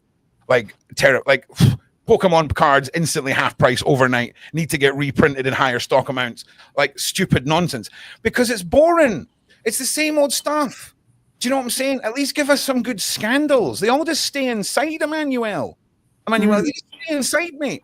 At least fricking Diana went out and like took her top off at the beach and held fricking lepers and like banged gingers. Do you know what I'm saying? No one's doing nothing. Do you know, apart from Princess Catherine, who is literally, if you don't think Princess Catherine is leading every single army into every single war ever, whenever you hear of a war only lasting 2 days because they sent in Princess Catherine, she just went in, battered everyone that needed battered, got hit with a few missiles, no problem, mate, no problem. Apparently, when she got knocked over, she got into a fight with a horse, okay? Horse, no one ever seen the horse again, and Princess Catherine was just in hospital for a day, and then she was out. No one ever seen the horse, though, eh? No, exactly, Manuela. Exactly. Answer me that. Where's the horse? Where's the horse? You want them to have a scandal? You want them to be as scandalous? That's not good. Then we'll be talking about y'all. Scandal. Yes, that's what this whole, you know, all of the money that we depend on from these bits of content. You know how the money goes up when the scandals happen, Letitia. Okay, that's what I like. I like it when, like, I need a scandal. I need a scandal. Like I do. I need one. It's boring. Give me a boy king, or like give me Prince Will, where he's just like, all right, guys, we're going to like create some crazy national holidays or something. Yeah, you saying the Diana situation with King Charles was a good scandal? Any scandal to me is a good scandal. All scandals are good to me. All scandals are good scandals. 100%. As long as they're not mass scandals. I hate that. Because it did bring attention to you guys. It really did. Believe it or not, Britain, believe it or not, the British Empire, nobody needs to have, we don't need any more attention, mate. We pillaged and stole from the world for thousands of years, then founded America, and we're like, actually, this is a bit hairy over here. Do you know what I mean? So what if Charles, before he dies, can he change it and make Camilla queen and have her stay? Yes, and that be the scandal? Oh, man, you need to forget about the cosmetics. You need to write the Netflix and be like, whenever you're stuck for a major twist in a series, just ping me an email. Right? Because then she would be the mad. She would be the mad queen. Can we talk about what I call the Cruella de Vil chapter? Wouldn't she be great with a cigarette and a bottle of whiskey? I mean, come on, I can see her right now with a polo mallet. Yep, the Mad Queen era. Aha. Yes. I bet you £1 million the day Charles dies, she announces her pregnancy and her son becomes an Manuela. This is season 11 of The Crown here. Okay. Right? I guarantee you. Oh, and then Camilla's family takes over and it's their lignage. Oh, no, they take the high grove. Oh, there's a document down in a basement somewhere where if that happens, the SES are automatically triggered into action to reclaim Westminster for the royals, 100%. But I could see the Camilla, the ones that have got the W in their name, the Westminsters, the current ones. Okay, those ones. The Windsors. The Windsors, yes. So for me, that's my new favorite war. That's my new favorite thing. King Charles passes away. Camilla announces her pregnancy. She secretly gets to stay on as queen. Pregnancy. That's not even physically possible. Oh, it's possible. If you can have a freaking bedsheet baby. They're going to have a surrogate. Correct. But it's going to already be tied to them. Meghan is the surrogate. Plot twist. Lilibet's the surrogate. Oh, God. I don't know if that adds up age-wise, but sure. Okay. I'm just saying, man. The Queen Camilla and the Phantom Baby King. That would be good. Queen Camilla. Queen Camilla. Oh man, I'm excited. She's ruling, and she's ruling with an iron fist. I have never been. Yeah. She's gonna be like, isn't that with the Game of Thrones when they had that one with that had that necklace on that lived forever? What was her? Oh, I tell you what. See if you took her home, Manuela, right, from a night out, from a party, with the necklace on, and then in the morning the necklace came off, and you were lying next to a 200-year-old wrinkled prune woman. Dust. Or do you count your losses and you're like, well, she's always going to look this good with a necklace on. Do you know what I'm saying? She's always going to be that good with a necklace on. I'm just saying. So I agree. I want something like that to happen because it's boring, right? I want scandal. Like, look at all the other royal families with like the 27 princesses. They're like, they do have a scandal. Meghan and Harry is their scandal. Nah, they're I think that the fake kid going to America, faking it that he was leaving the family is a pretty big damn scandal. Nah, I want a better scandal. I need a more lesser intelligent scandal. This is like Yanks have to read some stuff to understand these scandals. Like, I want like proper traditional scandal. Okay, but not involving anything like immoral, like, you know, Diddy stuff. Do you know what I'm saying? But like, yeah, I could really do with a good scandal. Like, what could be good? Like, I don't know. Like, so you don't think the freedom flight being fake is a big enough scandal? Nah, it's not fun enough for me. Like, that's too serious with real world impacts. You know what I'm saying? I'm more like the Mad Queen era with a secret, you know, Charles baby. That's where my brain's at. But I fully agree that these are scandals, 100%. 100%. It's just they're scandals that have got an underlying layer of, well, there's something going on here. That's like a scary scandal, like secret deals and all this stuff. I'm thinking more like, I don't know, like the king ends up in hospital because he's slipped and a toy car was inserted somewhere and we have to get that out. Do you know what I'm saying? Sure, King Charles, you slipped coming out the shower and the shampoo bottle ended up somewhere. Like that sort of fun, the nation's okay scandal. It's just too boring right now. I'm down for Emanuela's Secret Queen stuff. That's the best one. Wow, yeah, the real royals are kind of reserved and quiet, but the other two misfits keep enough scandal going on to keep the royal family pumping. Trust me. I don't know, Andrew. I heard Andrew likes to party a bit. That what? I heard Andrew likes to party a little bit. I'm sure they all like to party. I think Andrew, he loves Randy Andy. When he was in Toronto and Ontario, my goodness, he was very, very active. Was he buying a lot of your lotions? Suspiciously high quantities of lotion, Manuel. Is that how you knew that he was there? Suspicious. Why is this guy ordering 16? He had subscription going on, but it was a daily subscription. Yeah, it got cheaper for you to put them in those weird big. Do you know that? You are Canadian. Do you know in Canada, milk comes in a bag? It does. You know that? It comes in 1 liter plastic little bag that we put into another container, and then we it makes perfect sense. It makes perfect sense, right? But I often wonder, you know, when you move to another country and you've got things that you've got to adapt to that you don't expect to have to adapt to, right? I think it would take me a long time to get over the anger of mishandling the milk bags.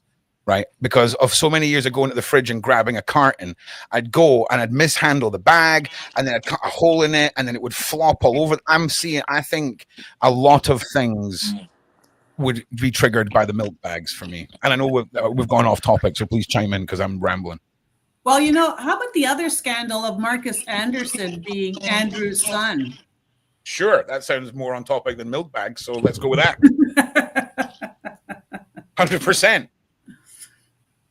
Isn't that another one that he's actually keeping an eye on everything because he is actually a plant and he's that relationship? Andrew and Letitia. Don't ever expect that I'm going to know the answer to the question you're asking. I'm barely holding it on with the royal subject matter as it is. I just make the jokes and then tell people to like and subscribe. But Manuel, that's a good point. Andrew, do you have something you want to sit back to that before we go over to Letitia? For what? Manuel, do you want to repeat your point? Just now that I've got everyone paying attention. Marcus Anderson. Isn't there rumor that he's Andrew's son, actually? It fits the bill. Oh, I didn't know that. I thought he was just Meghan's pimp. No, apparently this is how this all comes into play. He's actually keeping an eye and managing that for the royals on that side. Okay. Oh, wow. Hang on, let me throw up the banner and then you can go crazy.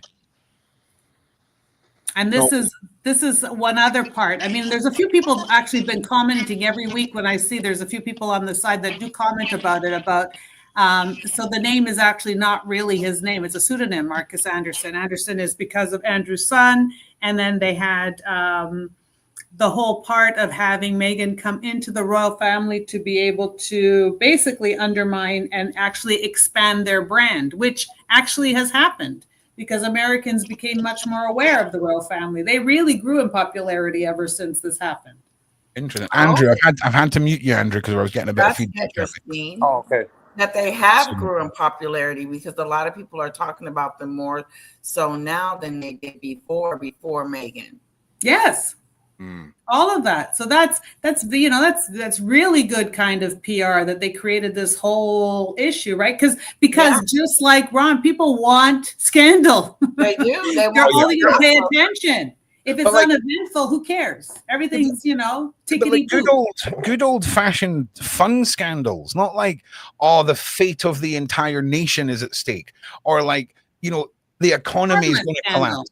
Like good old fashioned scandals. You know what I mean? Whatever happened to that? Well, I tell you what, media control and massive corporate conglomerates that keep things out of the news. That's what happened. Nothing's changed. They just all have to do it behind special closed doors. That's what I feel anyway. But as far as these two go, this is just the start of them being used as pawns. I've always said it. When we first started this show, I was fully on board with Meghan and Harry are awesome. The royals are a bunch of racists. Honestly, Manuel, I've come along. Really? Of course, because you got to remember, if you were to turn around and ask me, do you think that there's racism in the royal family? Before I even knew about Meghan, 100%. The ongoing joke about Prince Philip, of course, he's a mad racist, because you see the memes, you see everything that was published in the papers, but it's not like running out into the street and using the N-word. It's like there's a line of 50 people, 3 of them are black and 2 of them are Asian, and the only people that he doesn't shake hands with are the 3 black dudes and the 2 Asian dudes, and he'll do that on 100 different occasions and be filmed doing it and then laugh about it. You can call it culture, you can call it what you want, but if I know more people that would know the racist memes about Prince Philip in this country than anything else. So to me, I understood when I heard, they were racist to Meghan, I was like, makes sense to me. Makes sense to me. Wow. Because I'm certainly not going to read an article. I'm just going to read a headline, right? So I think they'd probably look down more on the fact that she was a whore on yachts than her. Oh no, didn't know any of that. This is pre-Paula M era. Okay, this is pre-Paula M era. So we started the royal mess, and I was like, do you know what, Paula? I'm going to go into this, and this was, I think, episode 2 or 3. I was like, do you know what? I'm going to let you take me on a journey for this year. And man, by the end of the first year, I'm like, moon bumps, freaking conspiracy. A year? Like well, you got to remember the first year we did this, it was pre-recorded, and, it didn't have the same kind of vibe. It was me, Paula, we had a guest on, and we were usually talking about the guest's specific story or their connection to the royals. It was a bit of a different vibe. And man, it's a different vibe now, I'll tell you that right now. And the funniest thing with my journey is watching Paula M, right? Watching Paula M say something, and then 4 months later, hundreds of other people are talking about it. Mm-hmm. Huge Twitter accounts are talking about it. No one's crediting Paula, though, just to be clear. Paula's claim to fame is no crediting, right? And I would watch Paula put a video out, a whole bunch of backlash come out, and then everything Paula said come true. Mm-hmm. And then I met POV and all the other people that we've met. And Paula, to me, has been like Yoda in the whole royal commentary world for me. And I totally stand by that lady. She's freaking awesome. And I tell you what, there's a lot more to Paula M than just the royals when you consider how badass she is at that. Paula and I have been talking for a long time about starting up our second project, doing something with sort of true crime and crazy unsolved mystery stories and all this kind of stuff. So Paula's always been the backbone of this. Paula is the backbone of a royal mess and always has been. So big shout out to you. All the love to you, Paula. You're freaking awesome. Oh yeah, man, badass woman. Like she has been through it, through it algorithmically, through it as a creator, through it as a woman. She's a badass. She's a freaking badass, like a proper badass. So yeah, big And shout she out. doesn't get credited for a lot of things because, I think she's sometimes when you're too far ahead, it's like too soon. And then it normalizes and people jump on it. It's like people don't like to be out first or agree. They want to see what everybody else is doing. They can't hear it for the first time and then make a judgment on it or an opinion. They got to wait to see what the crowd says. I know. See, I would agree with you, right? But in the YouTube world, Paula is at that weird stage where she's not quite massive enough to be the trending source on a topic, but she's not small enough to have no voice. She's at that weird limbo stage where give her like another year or two when Paula's like 3, 4, 5 times as big as she is now, and she drops a video and it's hitting 1 million views. That's when you're going to start seeing people paying attention and having to take things a lot more seriously than they are now. It's just a numbers game. That's the craziness of YouTube. You could have somebody who goes to bed tonight with 12 subscribers, uploads one video, it goes completely viral, and they wake up to 400 million views and 2 million subscribers. Yeah, right? Totally. You see what I'm saying? But that's what's so infuriating about Meghan, and the fact that she had all of a sudden all of these views and platform and subscribers, and then she just turned out to be like this crazy. Oh, there's plenty of crazies. Lying, like it was just for evil. Because this should actually be empowering. Because it does have that much power. It can affect people's lives. It does. It could be something that it could be a tool. You have children. You care about what goes out there because a lot of minds don't think, they just follow and they just drink it all in. My children are aged between like 6 months and 23, and I only just woke up the other morning and went, oh, they're all going to be able to start watching the madness that I've been putting on the internet for the last 10 like that was when it only You're Uber, the reason for the madness. I want to answer Uber. Yeah, I don't get the question, but feel free to do so. Well, you just have to, protect yourself. Don't put your real name out there. Put a fake name. Okay. Just like the name Snowdrop. Just use something. That's definitely Snowdrop's real name. First name Snow, last name Drop. Yeah, she lives on Frostbite Lane in the North Pole, and this is facts. Dox the hell out of her. Go for it. But so was your question? Was that in relation to your question there, Uber? Because I was going to say buy a bear. That was going to be my answer to that. But not using your real name and things like that. So that's how I don't even know how you got to that answer from that because I didn't get that from that. That was a banger. Well, they were like protecting themselves from trolls because trolls can troll anyone. You just have to be careful and ignore them and block them. Well, yeah, but here's the thing: like, where do you even find a troll? Like, to find a troll, you would need to read your comment section or answer. You can get into an argument with someone on chatting with you, and then they can take it seriously. How? What do you mean? Hang on. So, you've gotten into an argument with somebody on a live stream who's in your side chat? Who, me? Yeah. Is that what you're saying? What? Mate, the minute someone tried to do that to me, blocked. Just gone. I'm like, and then I'm going to start talking about their mum and their dad, and what they're going to be typing. They're going to be typing. They can't say none. Your human rights have got no place in my side chat. Okay, don't be giving your freedom of speech crap to me. This isn't. I don't care about your freedom of speech. I don't care about your freedom of speech in my side chat. Do you think a corporation like, I don't know, Pepsi is going to listen to your absolute nonsense if they were to do a live stream? No. Your freaking freedom of speech. Go and tell it to your MP. Go and tell your MP that Ron Swanson on the Sean Atwood channel says that your freedom of speech is null and void in his side chat. And see how far you get. Freaking arguing with people. Shut that down rapid. Rapid.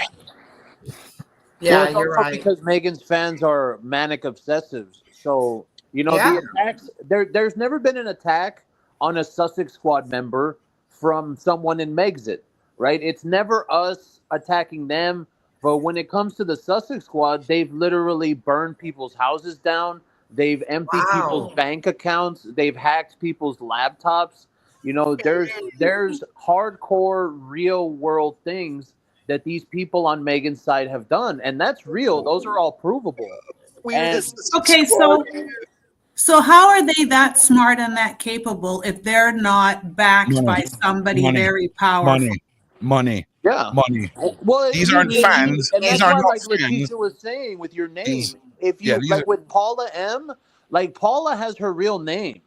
You know, everyone knows my name's Andrew. Everyone knows her name's Letitia and Manuela, right? But nobody knows anything about the last names or the middle names or any of that stuff. And Paula's got her real name out there, so that's how they found her. Andrew's last name's POV. That's true. Yeah, It's written on the screen right there. that's why when you think about it, if you have someone that puts their name out there, it's not that difficult to find them nowadays.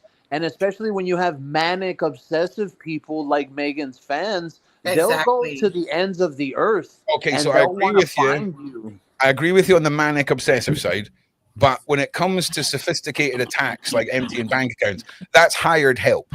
There are groups out there that will be like, oh yeah, I'm a Meghan supporter for 2 Bitcoin a year. Let's freaking hack. And you've got a network working for you, something like that. Like, when I do, like, I've been doing TV shopping for like 27 years, right? And so a lot of times you get people that phone in, they love your product and they call in. Everybody I get, even people who've used my product for 20 years or 5 minutes or whatever, works good, like it very much. Hardly anybody speaks English. Their sentences are very short. And then I can have a competitor come on and I listen to their testimony, and all of a sudden it's like a PhD and he's reading a script. It's like, that guy was paid. He's not a real testimonial. I think I'd like to interview you about your funniest TV selling moments, because I watched a guy on a meme putting a ladder out on QVC and then try and walk across the ladder and the whole thing collapsed. And I was like, I bet Manuela has seen some bangers. Right. Oh, I've been on air when the guy was selling a knife set and cuts himself accidentally. Right. Yeah. So listen, stay tuned for a whole different type of interview with Manuel. Also, we'll do a different one. I have one where the host actually passed out while I was talking, so I had to do the whole thing by myself. Yeah. Listen, I hate to break it to you. He didn't pass out. Okay, you just weren't on top form that day, Manuela. You were born. No, I ended up doing the show by myself. That's right. Funny. That's right. Because the cameraman and the co-host, everyone else had passed out. Okay, they were gone. All right, it wasn't an interesting day. We all have bad days. It's fine. Cameraman and me. Can you ever think about the minimum run of product? If we were to do like a poll, right, for some, like you do like exfoliators and stuff, right? That's like a thing you make, right? So if we got a collective selection of stuff, put it to the audience, and then done like a Kickstarter to white label like a one-off product just for the Royal Mess viewers, right? Well, you think about what the minimum run would be, and it would fund off of Kickstarter and when the minimum run is hit, that's when it goes into production. There's nothing happens until we reach the funds, because I think that could be an absolute banger. Let's do it. I think that would be a lot of fun. It really would, a lot of fun. Let's do it. Let's create it. I know that my son just launched on Shop LC last week on Thursday night. He's going to be back on the 31st, and it was really good. And his minimum run, he doubled it. We actually sold everything out he sold everything out. He did a Meghan. He actually sold everything out, but he shipped it immediately. Yeah, he also probably had more than 8 things and to he's sell. going to get more products. You know what I'm saying? And then they did advanced order during the hour. They were like, "Can you check your phone? We're trying to." I would really like to do a show where we learn. Keep it short and sweet, like 40 minutes, where we just listen to you talking about your products, your work, all of that. I would love that. Let's do it. When are we doing it? Because honestly, I think a lot of people they see you on the panel, and like, let's be honest, there's a lot of people who say they do stuff on the internet, and it turns out they basically just post things on Instagram, right? And that's basically it. So you're the real deal. Like, you are the real deal science whammon, right? And you make some real things. So I think it would be great to learn, because I think there's a lot of opportunity. I think there's a lot of opportunity to educate people and let them know what you do. There's so much opportunity, but this is why I like this kind of forum too. I think there's so much opportunity to educate people. And it's like, I always believed, once you have the education, then you can start making really good decisions for yourself. You don't have to believe everybody's bullshit or just subscribe to things. Because I think too many of us walk around just like not knowing. Hello, and it's everyone. just a little bit of info. And you to Ron. Hang on a second. We just got Shane just sent me a donation saying hello to everyone on the panel today and to Ron. Big shout out to you, Shane. Thank you very much, my G. Love to see you here. Well, I tell you what, why don't next week, right at the end of a royal mess, you prepare like 20 minutes, half an hour, and we'll go into stuff and we'll probably have a conversation about it. Or I think, or maybe we should do it before a royal mess. Actually, what we'll do is let's do it before a royal mess and do it like a little special all on its own. You know what I'm saying? I think that's a great idea. What do you want to talk about? Because either we could do it a couple of ways. You guys could ask me questions, or you could want to solve a certain problem, or, I mean, how do you want to do it? Because I want you to imagine that you're talking to a dumbass Scotsman who wants to know as much about the stuff. So, for example, I want to know. I want to go, like, okay, Ron, this is this series that we do, and it's got a moisturizer or a night cream, and this is what's special about this. We also do this range. I want a crash course in what you do and what you've done rather than an educational presentation, if that makes sense. Manuela, something like pick something like my neck. Like, I would really love some stuff for my neck. And, you know, because you want us to pick your neck. You know, I know what she means, because as you get older, see, like, your neck should be like, I'm Italian, so I always use food when I'm talking, but your neck should be like lasagna. Like, the muscles in the neck should be like this, like a sheet, right? But what happens, this happens. You see where you see my muscles? The muscles start tearing the neck up, and then all of a sudden it starts to weaken and sag. So what we do is we use topical Botox here. So we use our Giraline to soften it up. Do you know, all I'm going to say to you is, you need to learn the sales pitch for men now, okay? Where it's like, what do you need, basically, Ron? because you lost and smaller words. No, you lost me. Like, I changed the channel, man.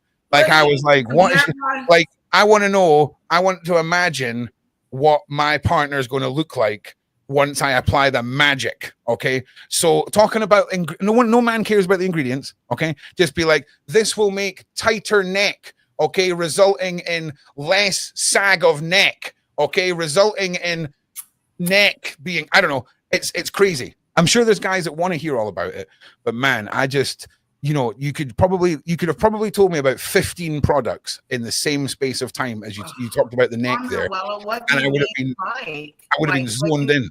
The science to me is the scary part, where it's just like, okay, do I need to know that? I want to know the end result. Okay, so it's like, what products do the men use? But also, don't listen to me, because you've done really successful off of knowing what you're doing. So don't actually listen to me. Yeah, but giving her some tips is good, so she'll know what to say. Like, I don't want to make it boring. I want to make it interesting. I want people to walk away going, oh, I get it. I know what this means. I know what to look for.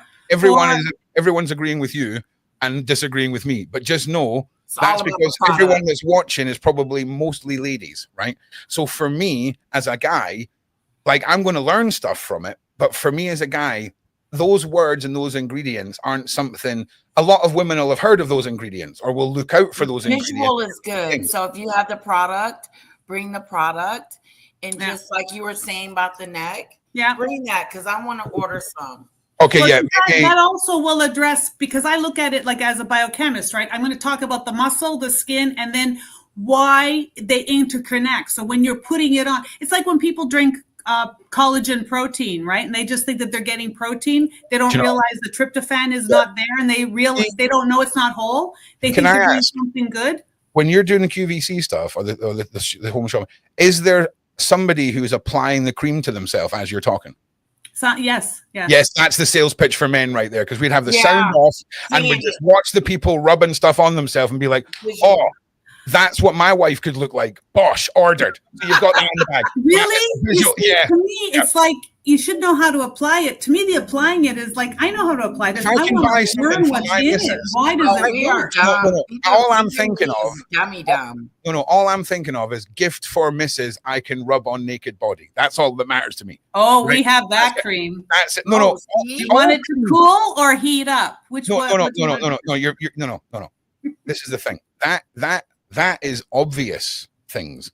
For me, it's like, okay, so if I can get a body lotion and then be like, oh, babe, I can help you out with this at nighttime before bed. That's the devious plan of man. Okay, do you see what I'm saying? Because she's getting the body moisturizer situation, but secretly, I'm just a big pervert from my fiance. Do you see what I'm saying? So trust me, you've got it. Yeah, it's the visuals that men are going to buy into. We've cracked this. Interesting. I like that. Okay, so just the visuals of how to put it on. That's really good. And what you have. Yeah, the selling point is I can take this home and rub it on my fiance. That's the selling point. Bring the lotions. We'll bring the lotions. I'll bring the hypochlorous acid. Speak about like why people's skin tends to, why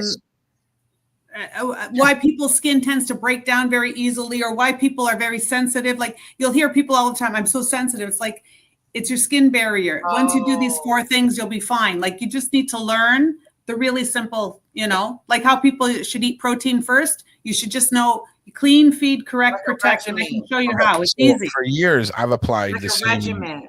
I've applied the same basis to my face as people apply to their feet to harden them up in nature, where you basically just wander around with your shoes off, smashing your feet pieces until they toughen up.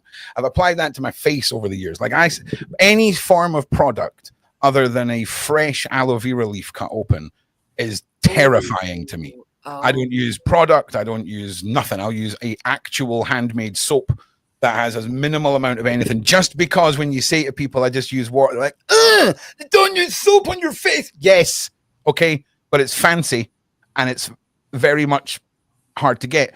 And I don't like putting stuff on me. Like I'll wash myself, obviously, and I treat my hair like it's a goddamn princess. Okay. I don't care if it's radioactive. If it'll do something awesome to my hair, I'm putting it on there. I don't care how many bunnies were tested on it. I don't care. All right.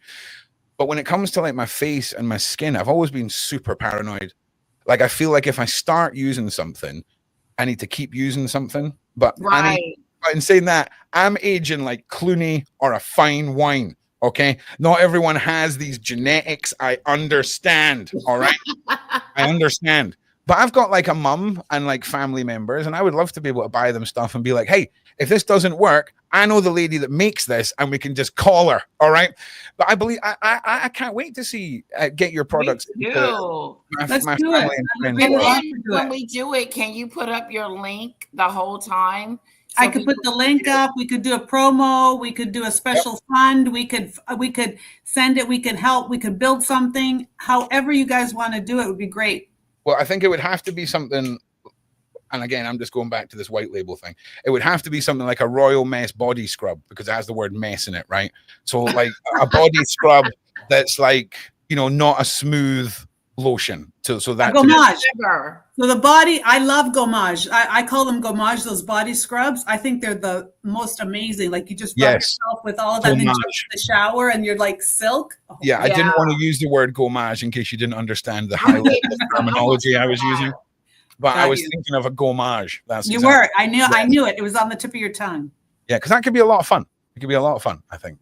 And like I say, Manuela is the real deal. It's not, she is the real deal. And I'm excited to learn more, because when are we ever going to meet another Emanuela? Right? We might meet about our skin. And I don't mean your hippie friend with a van that makes soap with flowers in it. Okay, kind of the same thing. If a regular car and an F1 car are kind of the same thing too, right? They're both cars. There's just a significant difference between the two. Okay, significant. Okay, so but yeah, like, how are your like hippie girl who lives in a van soap making skills? Like, could you go back to that level of like? No, I really, it all started with an idea and a blender, literally, and I still have the blender. And we were making, it's an avocado green blender, and I had to learn I had to put a little motor on the blender too, so to control the speed, because I didn't have a mixer, and that's how we started making our first creams, just to fix my skin, and then from that, we just went into formulating. You have some beautiful skin. It's been through a lot. I've been doing this a very long time. So my skin now, it's the best it's ever been, because again, it's based on the science and the technology. Like it's based on understanding the science. There's so much, just like we do at the Royal Mess or whatever, and talk about the news. There's so much BS or misinformation out there. And then when you can peel that away and just figure out the real essence of things, You can do so much more, right? Last you question. Know what to get. Then we'll know what to get and what's best for us. That's right. Question. So what do you, and this, listen, just, you're not going to be, if any of science community is watching, this is not an official statement from Manuela, but what do you imagine the skincare, things you can buy in a tub or a tube 50 years from now? What do you think where we're going to get to with things? I mean, is there things that are being produced that are years away from development and public testing that are revolutionizing something? Is there, because some scientists are saying within the next 30 years, we'll be living 50, 60 years longer, if you know what I mean. Really? So, yeah. Oh yeah, Letitia, 100%. So what I think is going to happen, which is where it's going, and we've been doing, like, because we use peptides, and we've been using peptides for a while, since 98, but what I think is going to happen is exosomes, which is like a vehicle. Say exosome is like the Starship Enterprise, okay? Now, yes, Manuela, yes. So what we're going to do is we're going to have the Starship, the exosome, and inside we're going to put data. So data is going to understand. He can run a diagnostic, and he can solve problems. Yes, and this is what we're working on. So you take an exosome with a mesenchymal cell, or it's better than a stem cell. And what this is going to do, it lands in different spots in your skin or your body or your system. So it's like the away team. It's like the away team from the Enterprise. It leaves the main mothership. It goes into your system, right? But each one is super smart, and they're de-differentiated. So they're not really specialized in anything in particular, but everything in general. Okay. And then that means they can adapt to what is needed, and then they become that thing. More like a chancer. Yeah. So this is really where the skin. So now skincare, because skincare before 1998 used to be like something you just rub on, sits there, maybe it moisturizes. After that, we started getting more into peptides, which are signals, and now we're into delivery systems, which basically are little teeny programs that up and down regulate certain genes and certain receptors. It sounds like what you're saying is the definition of every single Irish traveler I've ever met in my life gets injected into you, and they don't quite know what they're meant to be doing when they get there. But the minute that you tell them what you need from them, they're an expert in that thing instantly, right? But that is what a de-differentiated, basically, exosome is. Yeah. That's exactly it. Yes. Say that again.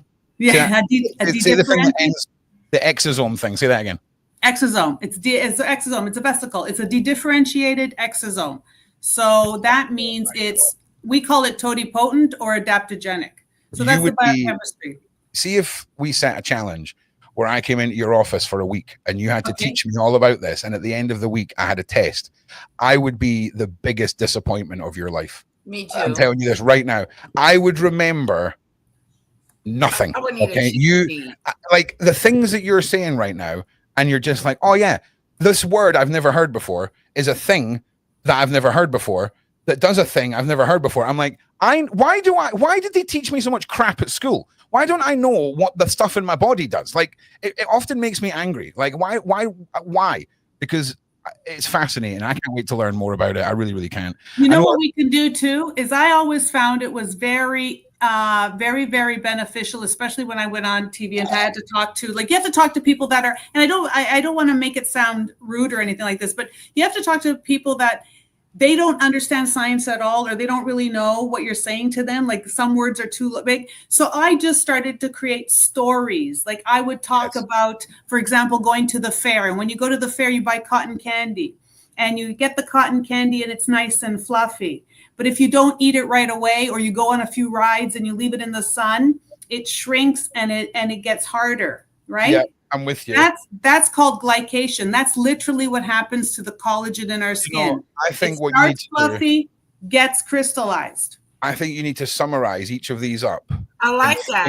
In 4 visuals, 4 little visuals where you're like, thing goes in, thing goes to this place, thing does that, outcome is this. That I would understand. If you broke something zyme down into 4 little visuals of what it does, I could probably start to learn this. But man, it's fascinating. It's fascinating. You know what's fascinating? You know Jurassic Park? Hang on a second. I think this is one for you. A recommendation for rosacea, please. Rosacea. Rosacea. Rosacea, azelaic acid is very good for rosacea, but with azelaic acid, you want over 14% azelaic acid when you're putting it on your skin to treat rosacea. Okay. So that's for me, again, the word acid and me then applying it to myself, I'm instantly like, I'm going to mess this up. Because you're assuming all acids burn. Oh no, not all acids burn. Because you can have a burning acid, like a glycolic acid, but you can also have hyaluronic acid, which is a moisturizer. Sure. But you know listen, you'll learn this as we get to know each other better. If you've got 100 stools in a room and one of them's got a dodgy leg, I will be drawn to that stool. So in the factories when they're labeling the acids, right? And that 1 in a trillion chance where the burning acid goes in the normal acid tube. That's my life, Manuela. Just to be clear, that's my life. So muriatic acid. I'm the guy that didn't realize eye drops go out of date, and for months was using eye drops and going, these are really burny. It does. Well, I figured it was just like a hardening product. Like, oh, it's toughening me. These are man's eye drops. You know what I mean? You got to power through the burn. And it turns out, they go out of date real fast, and you have to keep buying new eye drops. That's nonsense. Why is that? Like, literally. Why does petrol have a shelf life, and why do eye drops have a shelf life? Like, what is that about? What nonsense? That's a good question. Because their activity, because at that point, the preservative will wear off, because there is a preservatives don't last forever, right? No, so the preservative the correct answer, Manuel. The correct answer is Donald Trump. That's the correct answer. Donald Trump puts all of the sell-by date. If there was no, you tell me one thing that had a sell-by date on it before Trump years ago came into business. He was like, do you know what we're going to do? We're going to make everything just suddenly go off. Brilliant. Cheers, Trump. Cheers, mate.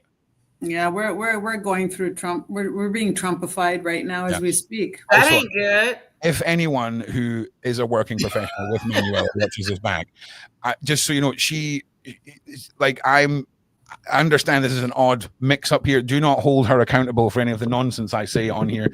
Actually, if any of Letitia's friends are watching, hold her accountable for all the things I say and then argue with her on her live stream. She will engage with you. In fact, I might make up some troll accounts and just come to your live streams and just see how easy it is to trigger you.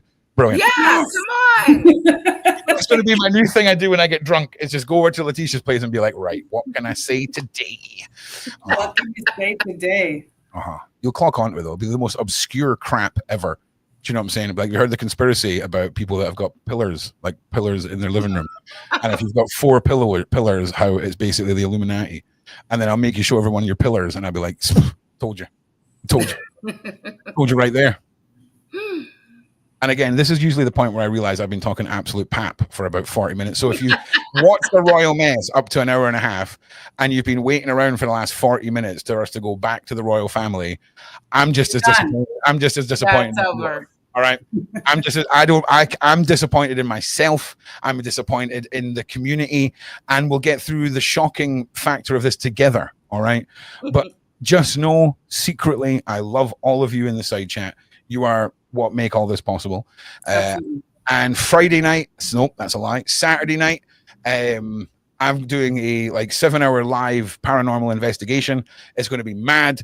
If you go over to the link on the Sean Atwood channel or on my channel, you will see the trailer of where the spirit box tells me that my soul is protected, and then my equipment's picked up and thrown across the graveyard. It's wild. It's all real. And if you're a skeptic, go and give it a watch. It's wild. Wow. Now, next week, Lady Letitia, I'm bringing back The Daily Show, right? So I'm just letting you know, and I would love for you to be part of it. Manuela, I don't know, what time is it where you are right now, Manuela? I'm in Toronto, so Eastern time, so like New York time. No, I'm asking, no. Listen, science lady. I'm asking you what time it is there right now. What time is it there right now? No, it's 4:13. I don't need your GPS location. All right. I don't need you to break it down. I just need to know the time. So you're 5 hours behind.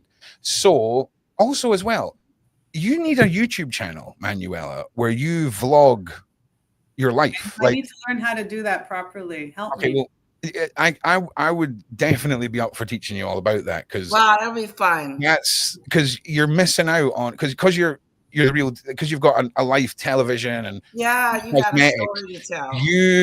are missing out on marketing and product sales and all kinds of shit. Because I'm a dumb scientist. You got to help me with all this other stuff. The marketing. Right. Yeah, I'm a dumb scientist who's Canadian who thinks she's funny. That's the only thing I got going for me. Well, what you could do is maybe twice a week.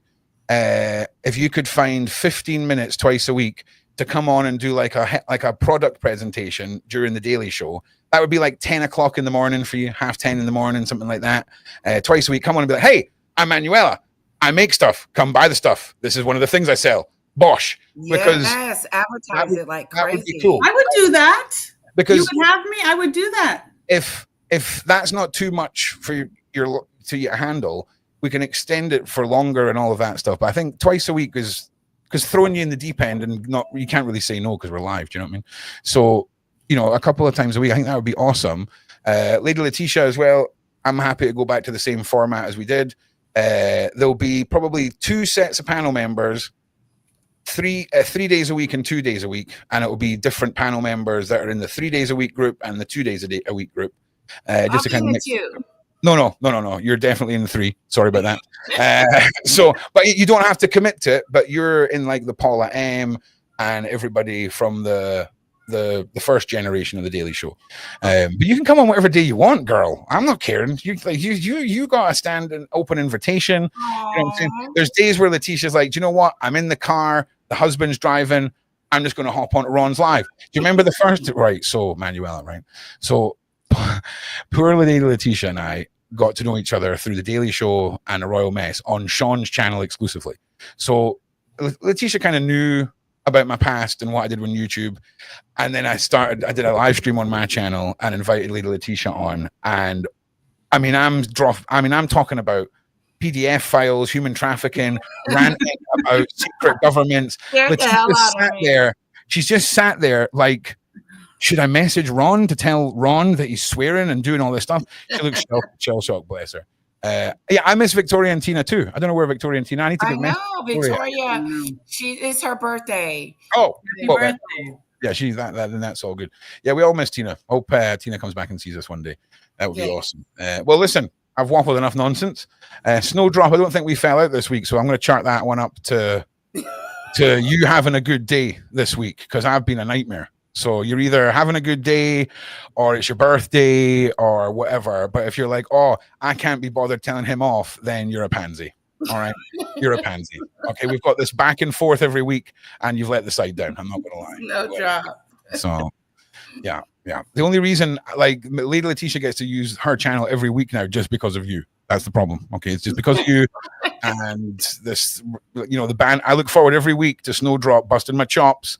Because I was even trying to interrupt Lady Letitia. I'm trying to trigger you. I'm using all my known triggers for you, and it's not working. So do your job better. You've let the side down this week, Snowdrop. Okay, buck up. Other than that, listen. Whoever it is that needs to sort stuff out with James, sort stuff out with James. You all know who I'm talking about. I'm going to give you 48 hours. I want James back in the community. If James needs to say sorry to people, then he's going to say sorry to people. Okay, so you got 48 hours before I make a video. Right, anyway, so love you all. And catch us all in the next one, peeps. Please like and share. And what else? Don't know. I don't know. Like, be good people. I don't know. Like, or don't. I don't care. I love you all. Peace.